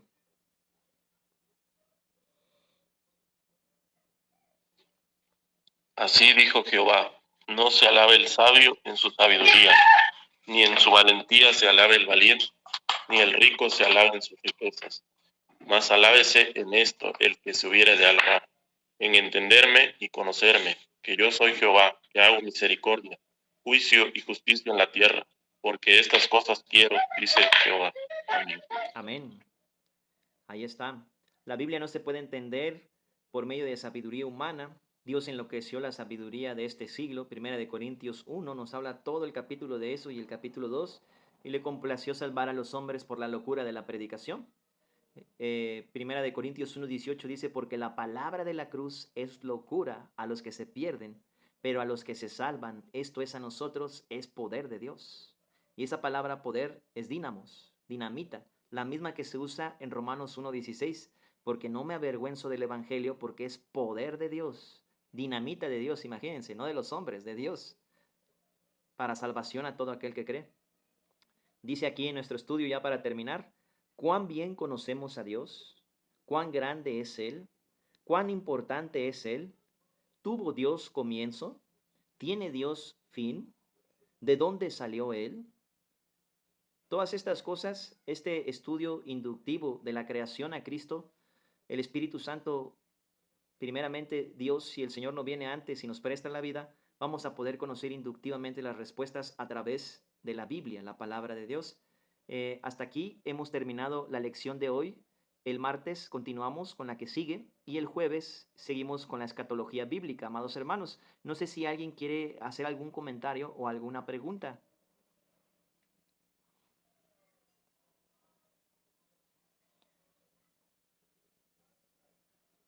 Adelante, hermana Adela. Buenas noches, Dios le bendiga. Gracias. Hermano, ¿habrá posibilidad de que el jueves podamos incluir para la clase de escatología? Soy nueva acá, es primera vez que estoy entrando con ustedes. Claro que sí, amada hermana Adela, con mucho gusto. Ahorita en los mensajes de aquí de la bandeja voy a copiar nuevamente el link del grupo bíblico donde se comparten los enlaces para los estudios de martes y de los jueves también de escatología bíblica. Ok, perfecto, muchas gracias. Gracias a Dios, hermana. Aquí lo acabo de compartir también. Y miren, amados hermanos, aprovechando que la hermana Adela comenta eso. Yo sé que muchos de nosotros queremos saber las cosas por venir que están escritas en la Biblia. Y eso está bien. Eso no tiene nada de malo, al contrario, es bueno. Pero este tipo de estudio que estamos llevando ahorita, gracias a Dios, pone el fundamento y la base para que el Espíritu Santo nos revele también la escatología bíblica. Escatos, el estudio del fin de los tiempos. Y se acomode lo espiritual a lo espiritual. Si alguien les dice, la iglesia se queda en la tribulación, cosa que es bíblicamente insostenible, no dice eso la Biblia, esa persona me debe de demostrar con la Biblia que es así.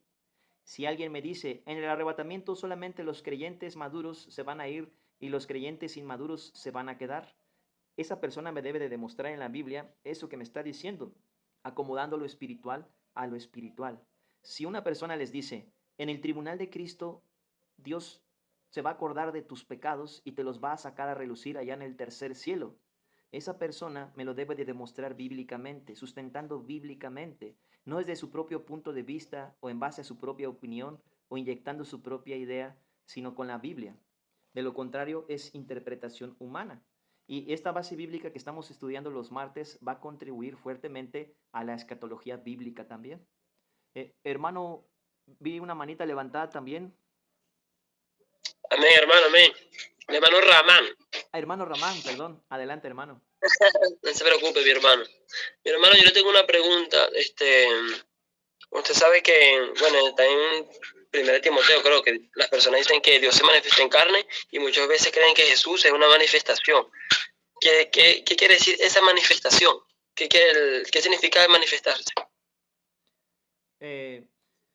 Lamentablemente, cuando nos volvemos dogmáticos, amados hermanos, y empezamos a querer rivalizar con alguien que pertenece a otra denominación, por así decirlo, por ejemplo, tenemos hermanos unicitarios con hermanos trinitarios. Y los hermanos trinitarios dicen, Dios es tres personas. Y los hermanos unicitarios dicen, Dios es un solo Dios. Ahora, ambos tienen la razón siempre y cuando lo expliquen bíblicamente. Porque si yo digo, Dios es uno solo, pero no creo que Jesús es Dios, pues eso es como la doctrina de los testigos de Jehová o de los mormones. Y eso es grave. Pero si yo digo, Dios es Padre, Hijo y Espíritu Santo, pero yo creo que en la eternidad comenzaron siendo tres dioses, aunque pienso que es uno solo, esa es una Trinidad católica que se ha venido arrastrando en la iglesia cristiana que no se puede sustentar bíblicamente. Ahora, respondiendo a la pregunta del hermano, primera de Timoteo 3:16, indiscutible y grande es el misterio de la piedad. Dios se manifestó en carne, fue justificado en el Espíritu, visto por los ángeles, predicado a los gentiles, creído en el mundo y recibido arriba en gloria. Ahí vemos cuatro cosas, ¿verdad? ¿A quién se está refiriendo ese versículo? Obviamente que se está refiriendo a nuestro gran Dios y Salvador Jesucristo, no se está refiriendo a alguien más.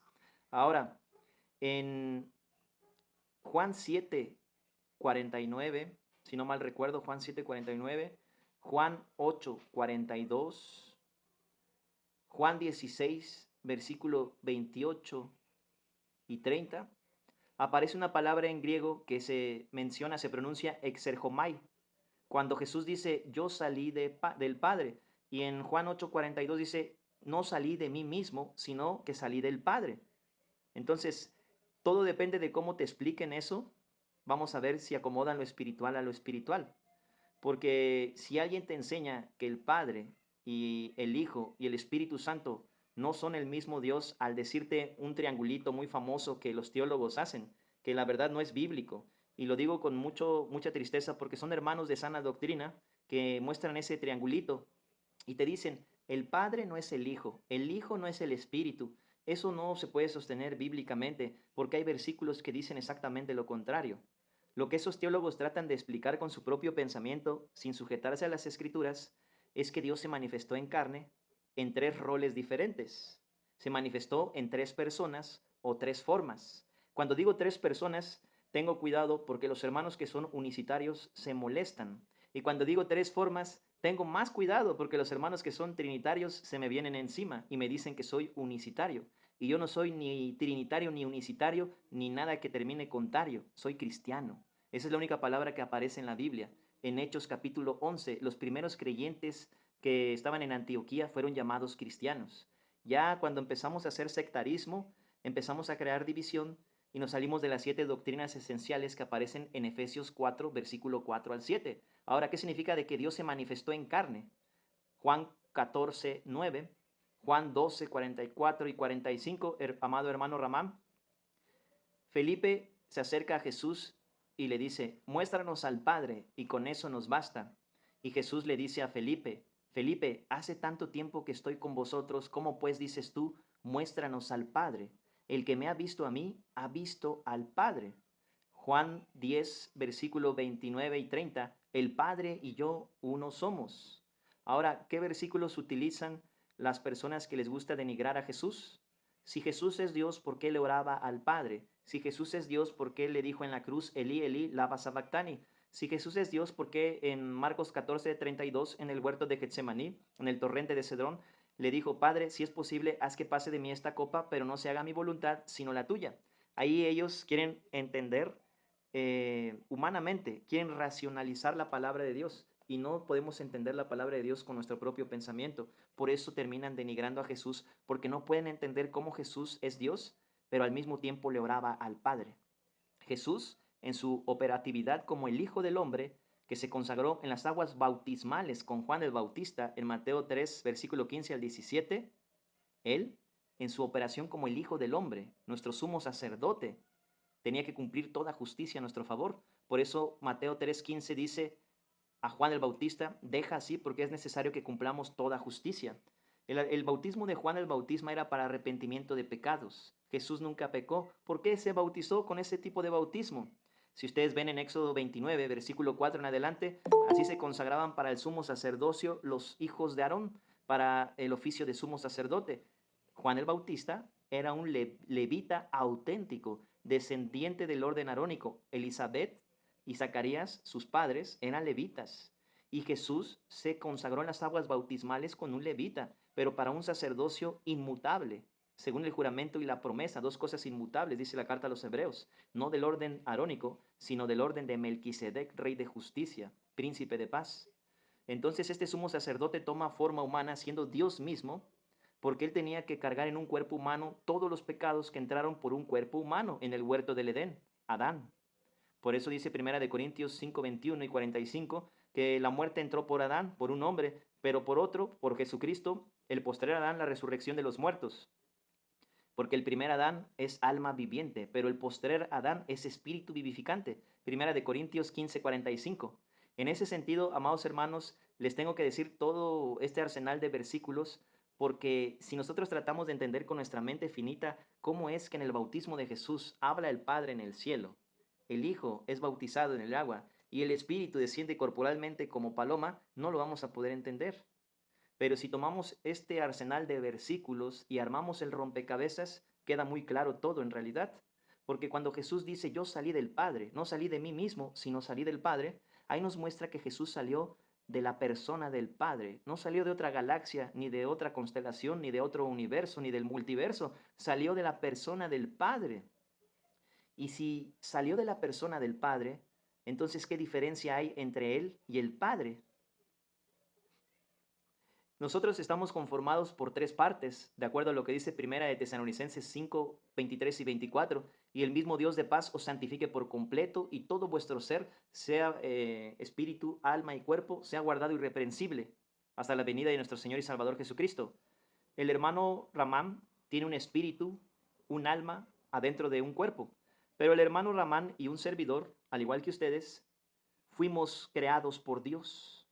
No somos dioses, somos creación. Sí, hijos de Dios, creados en Cristo Jesús, pero no tenemos los atributos incomunicables de Dios como la omnisapiencia, la omnisciencia, la inmutabilidad, la omnipotencia, etc.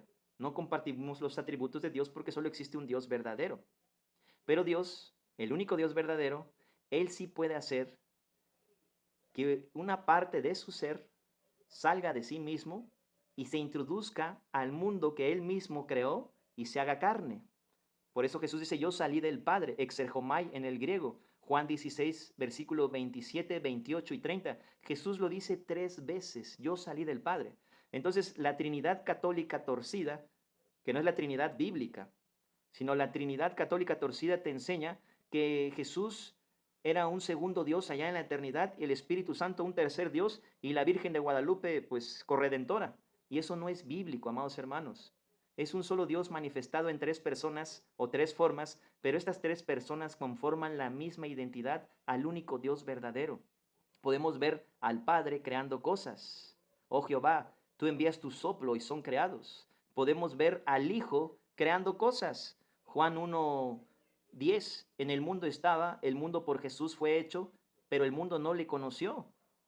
Hebreos 1, todas las cosas por Él fueron hechas y nada de lo que ha sido hecho fue hecho por Él. Juan 1, Hebreos 1, porque Dios habiendo hablado en otros tiempos a nuestros padres por los profetas, ahora nos ha hablado por el Hijo, por quien asimismo hizo el universo, constituyó el universo.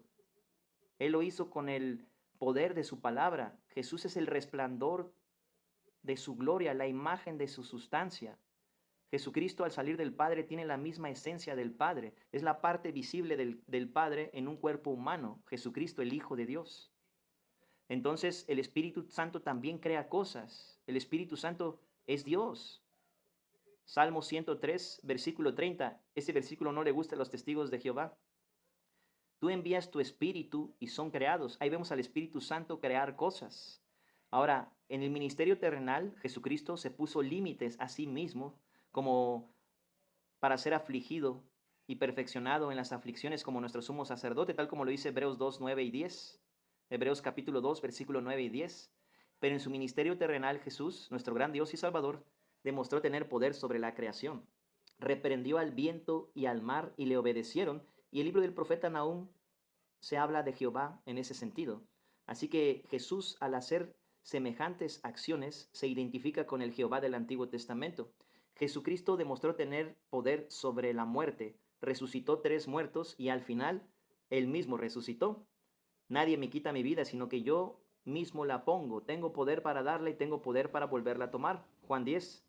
Y número 3, Jesucristo demostró tener poder sobre el mundo sobrenatural, expulsando demonios, y los demonios se le sujetaban en su nombre y le reconocían. ¿Qué tienes contra nosotros? Sabemos quién eres, el Hijo de Dios, el Santo de Dios. ¿Has venido a atormentarnos antes de tiempo? Y para terminar, 1 de Juan 5:23, para que todos honren al Hijo igualmente como honran al Padre. El que no honra al Hijo, no honra al Padre que le envió. Y podemos ver el Salmo 2, una profecía mesiánica que habla del reino milenial y dice, honrad al Hijo para que no se inflame su ira de repente.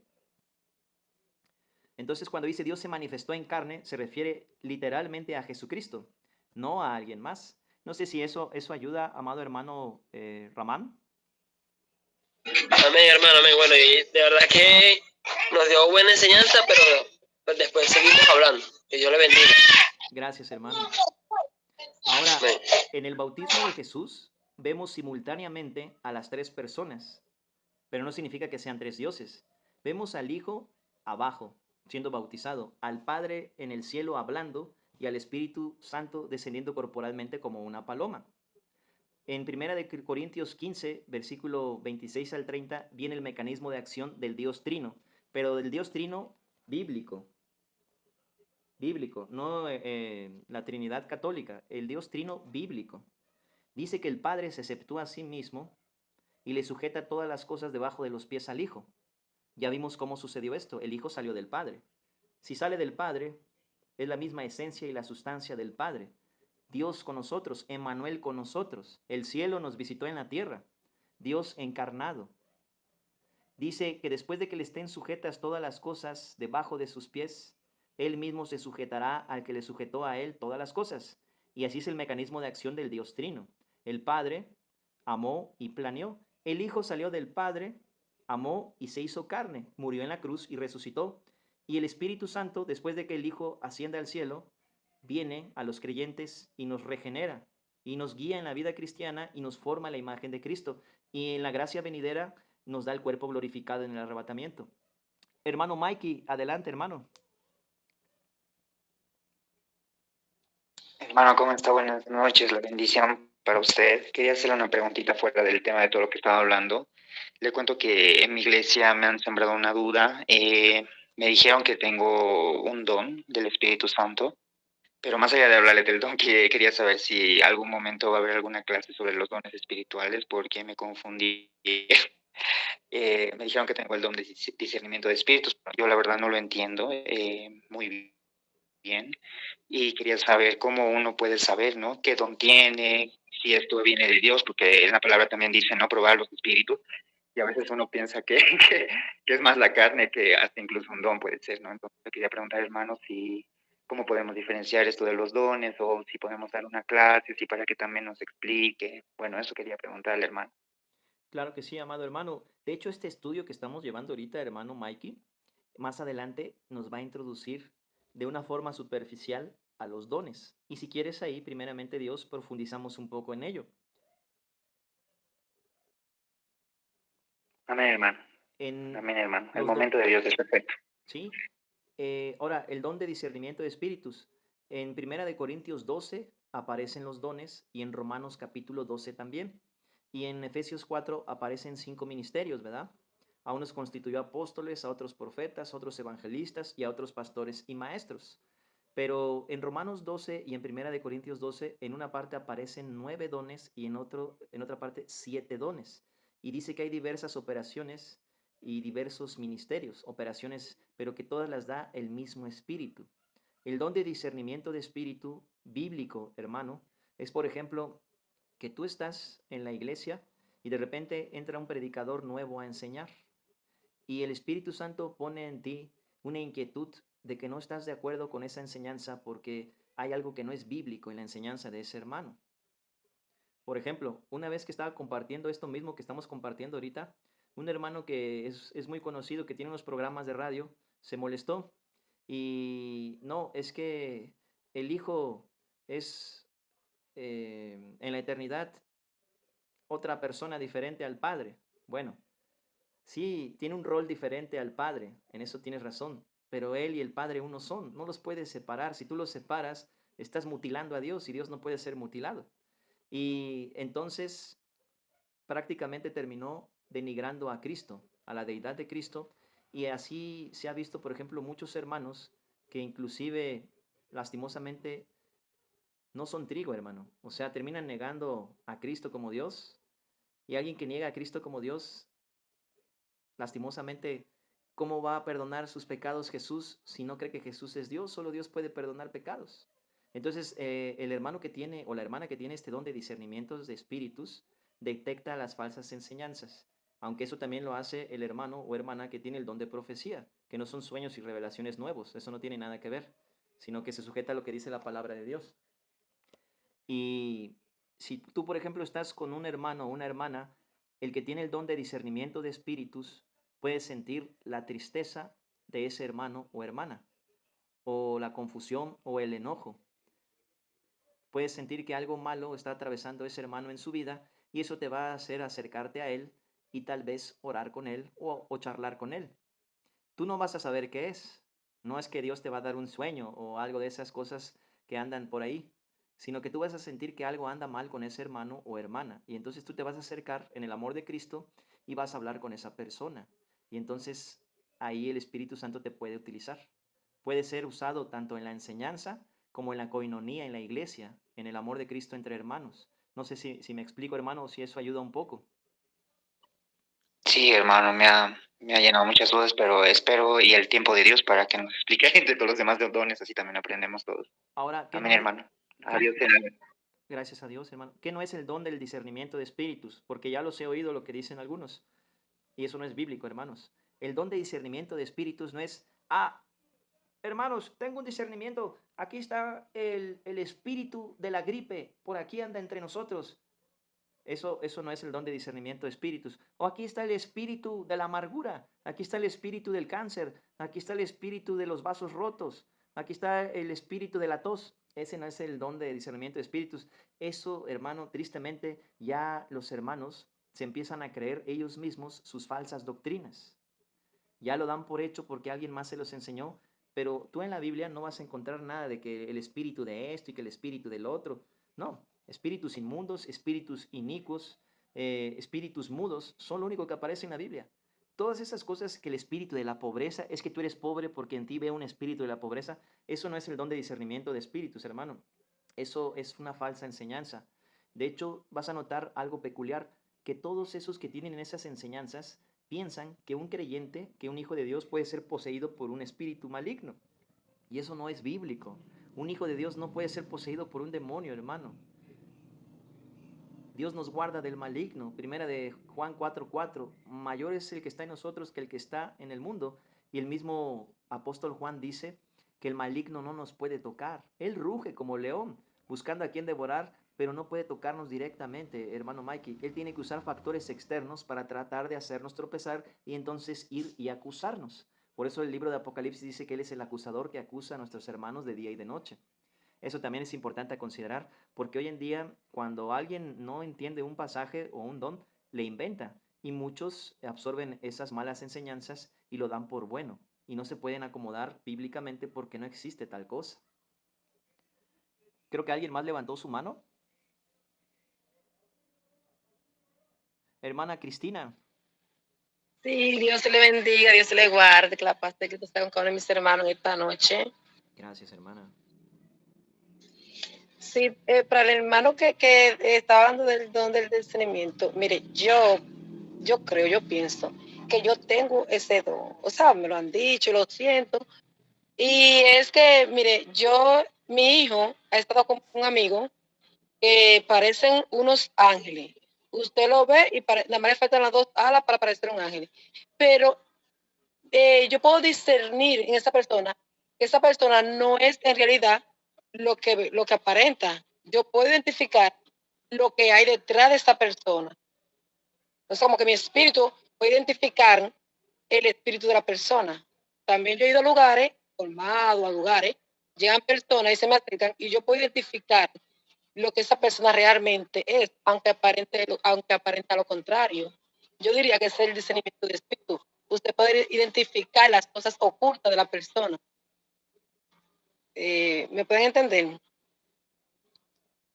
Y los falsos también, los falsos creyentes, los falsos cristianos, también se pueden identificar por el discernimiento de espíritu. Hermana Cristina, una pregunta, hermana, solo para usted. ¿Cómo cree usted que se manifestó Dios al mundo? Bueno, Él se manifestó en carne. Dice que Dios dejó su trono y se hizo hombre. Creo que Juan 1 habla del verbo hecho carne, el mismo Dios. ¿Y por qué se hizo carne, hermana? ¿Qué piensa usted? Se hizo carne para vencer la muerte, para morir por el pecado de cada uno, porque es el segundo Adán que vino a quitar lo que Adán entregó al maligno, vino a morir por nosotros, por pecadores. Ok, gracias, amada hermana. Hermano, sí, pero según, déjeme explicarle algo, preguntarle algo. Según, como usted está explicando ahorita, se da a entender que son entre Dios. Y yo diría que no son entre Dios. Y usted decía que Dios se manifiesta en tres. Yo digo que Dios se manifiesta no en tres, no, en más de tres. Dios se manifiesta como Él quiera, porque sé que lo veía de diferentes formas Isaías y esos profetas lo veían en diferentes manifestaciones. O sea que Dios es más de tres, se manifiesta como Él quiera. Porque podemos decir, como dice mi amiga, entonces Dios es un Dios de tres cabezas. Mi amiga siempre dice, no, yo no diría eso, que son tres Dios. Yo no creo que son tres. Pablo dice, Juan dice que el que no tiene la doctrina del Padre y del Hijo, ni lo sienta en su casa, ni comparta con él, ni le diga bienvenido. Él está hablando. Porque él dice que tenemos que tener la doctrina del Padre y del Hijo. Claro está. Ahora bien, Pablo, en sus 13 cartas, en los saludos que él da, él no se refiere a tres, él se refiere al Padre y al Hijo Jesús. Explíqueme un poquito de eso. O sea, yo te estaba explicando referente a eso, pero no sé si podría como profundizar un poquito más. Claro, hermana, primeramente Dios. Entonces, nada más tomando un poco el tema. Entonces, hermano Mikey, fíjate, por ejemplo, no todos tienen el mismo don. Sin embargo, hay métodos bíblicos que nos enseñan a probar los espíritus, como el pasaje que mencionaste hace rato. Probad los espíritus para ver si provienen de Dios, porque no todo espíritu proviene de Dios. Todo el que confiesa que Jesucristo ha venido hecho carne es de Dios. Todo el que no confiesa que Jesucristo ha venido hecho carne no es de Dios. Entonces, aquí a la hermana Cristina nada más le faltó nombrar el nombre de ese Dios que se hizo carne, ¿verdad? Ahora la hermana contestando la pregunta que nos hace. Dios es más de tres, ¿no? Es un solo Dios, hermana, un solo Dios verdadero. Las apariciones de Jehová, de Yahvé, que es el mismo en el Antiguo Testamento, son cristofanías o teofanías. Quiere decir manifestaciones de Jesucristo preencarnado. Por eso Jesús en Juan 8:56 le dijo a los judíos, Abraham vio mi día, lo vio y se gozó. Y los judíos se enojaron y se burlaron y le dijeron, no tienes ni 50 años y has visto a nuestro padre Abraham. Y Jesús les dijo, de cierto os digo que antes de que Abraham fuese, yo soy. Y la palabra yo soy que usa Jesús en Juan 8 es ego eimi en el griego, que quiere decir el gran yo soy que Jehová le dice a Moisés en Éxodo capítulo 3. También podemos ver en dónde lo vio Abraham, a Jesús, antes de hacerse hombre, en sus cristofanías, apariciones en el Antiguo Testamento o teofanías. En Génesis 14 se le aparece como Melquisedec, sale de la derrota del rey que lo Amer y el rey de Sodoma le sale y lo trata de recompensar y él lo rechaza y entonces le sale al encuentro Melquisedec, rey de justicia, rey de paz. Hebreos 4-7 nos enseñan que ese Melquisedec es Cristo preencarnado. De hecho, partió pan y vino, tal como lo hizo con sus discípulos 2000 años después. En Génesis 18 y 19, Jesús se aparece con dos ángeles para confirmar la promesa de Isaac a Abraham y le dice que en el próximo año va a tener el hijo que le prometió, pero también manda a esos dos ángeles a atestiguar la destrucción de Sodoma y Gomorra. Ahí vemos las cristofanías.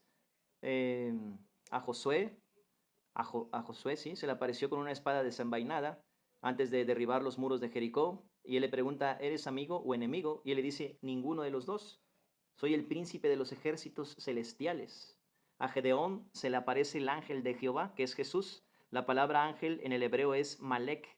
No está diciendo soy un ángel, sino está diciendo el ángel. Cuando la Biblia dice el ángel de Jehová, se está expresando a Dios en forma de mensajero, pero es el mismo Dios único y verdadero, con un velo de mensajero para no destruir a los receptores de su mensaje. Cuando ese Dios único y verdadero le muestra una probada a Moisés en Éxodo 33, no le permite ver su rostro, porque si no sería destruido. Sin embargo, como el ángel de Jehová, los hombres y los santos del Antiguo Testamento podían ver su rostro, porque era la forma que utilizaba preencarnada para dar su mensaje. El ángel de Jehová, el mensajero, Dios manifestado en mensajero. Lo mismo vemos en Jueces capítulo 13 con Manoa, el padre de Sansón, que después se da cuenta que había visto a Dios cara a cara y pensó que iba a morir. Por eso al ángel de Jehová se le identifica con Dios en el Antiguo Testamento, porque es Jesús antes de venir hecho carne al mundo, pero es un solo Dios manifestado en tres personas. No son muchos dioses, hermana Cristina, es un solo Dios único y verdadero. Tiene tres roles distintos, tres ministerios diferentes, pero es un solo Dios. Oye Israel, Jehová nuestro Dios, Jehová uno es. Y amarás a Jehová tu Dios con todo tu corazón y con toda tu alma y con todas tus fuerzas. Aunque la palabra es muy discutida en el hebreo que es ejat, finalmente es un solo Dios verdadero. y el Nuevo Testamento nos ilumina de cómo hay aparentemente una segunda persona que es el Hijo de Dios que se manifestó en carne, porque ese Hijo salió del seno del Padre. En el principio era Jesucristo. Jesucristo era con Dios y Jesucristo era Dios. En el principio era el verbo era con Dios y el verbo era Dios. Aquella luz verdadera que alumbra a todo hombre venía a este mundo. El mundo por Jesús fue hecho, pero el mundo no le conoció. Juan 1:10. Espero que eso pueda ser de ayuda también, hermana Cristina, aunque es un tema muy precioso y extenso, pero sí debemos tener cuidado. No son muchos dioses. Es un solo Dios verdadero. No sé si alguien quiere comentar algo más.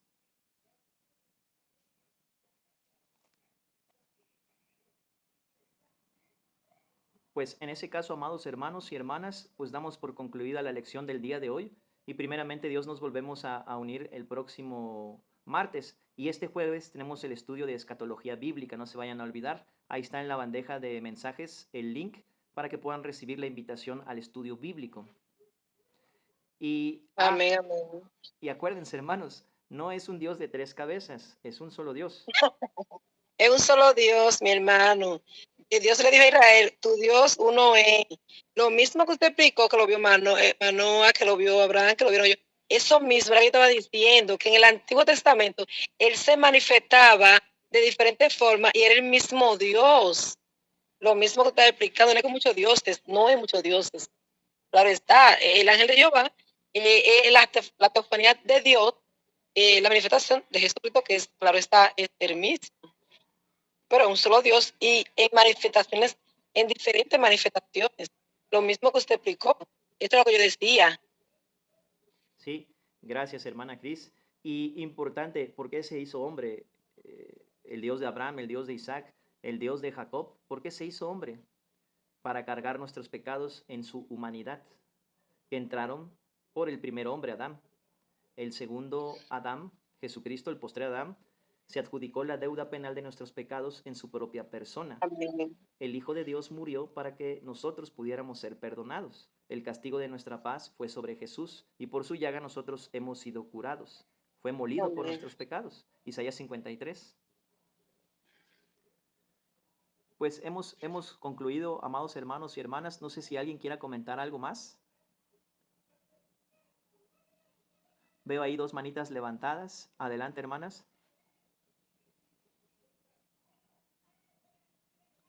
Amén, mi hermano. El hermano Ivonne, le doy las gracias de verdad y gracias al Señor por haberme permitido acceder a este link, porque de verdad que las enseñanzas son muy buenas. Y bueno, le pido al Señor que nos le siga dando sabiduría y a cada uno de nosotros sabiduría y entendimiento para poder entender la palabra. Amén. Amén. El Señor les continúe bendiciendo a todos de ustedes y bendiciones sobre todos. Amén. Amén. Gracias, amada hermana. Gracias a Dios, hermanos. Toda la honra, toda la alabanza y la gloria para nuestro gran Dios y Salvador Jesucristo. Y recuerden, hermanos, no porque el jueves vayamos a estudiar, si Dios nos permite, escatología bíblica, pero Tito 2:13 dice, aguardando la esperanza bienaventurada y la manifestación gloriosa de nuestro gran Dios y Salvador Jesucristo. Vamos a despedirnos con una oración y me gustaría pedirle a nuestro amado hermano Miguel si nos puede despedir con una oración. Sí, hermanos, vamos a orar. Padre Santo, Señor que estás en los cielos, Señor, te damos las gracias por estos momentos que pudimos escuchar tu palabra. Señor, te pido por cada uno de mis hermanos que hoy se congregaron en tu nombre en esta reunión virtual. Señor, si alguno de ellos tiene alguna aflicción o alguna necesidad, Señor, acompáñalo en estos momentos. También te pido, Señor, nos des la fortaleza y el ánimo para salir a predicar tu palabra, para llevar el mensaje a aquellos que no le conocen. Padre Santo, te pedimos por cada una de las personas que están allá afuera, esperando que tú conocer de ti, que seamos instrumentos para que tu voluntad sea cumplida, Señor. Te lo pedimos todo en nombre de tu Hijo Jesucristo. Amén. Amén. Amén, Listo, amén. hermanos. Amén. La gracia y la paz de nuestro gran Dios y Amén. Salvador Jesucristo con ustedes. La gracia y la paz de Amén. nuestro gran Dios y Salvador Jesucristo.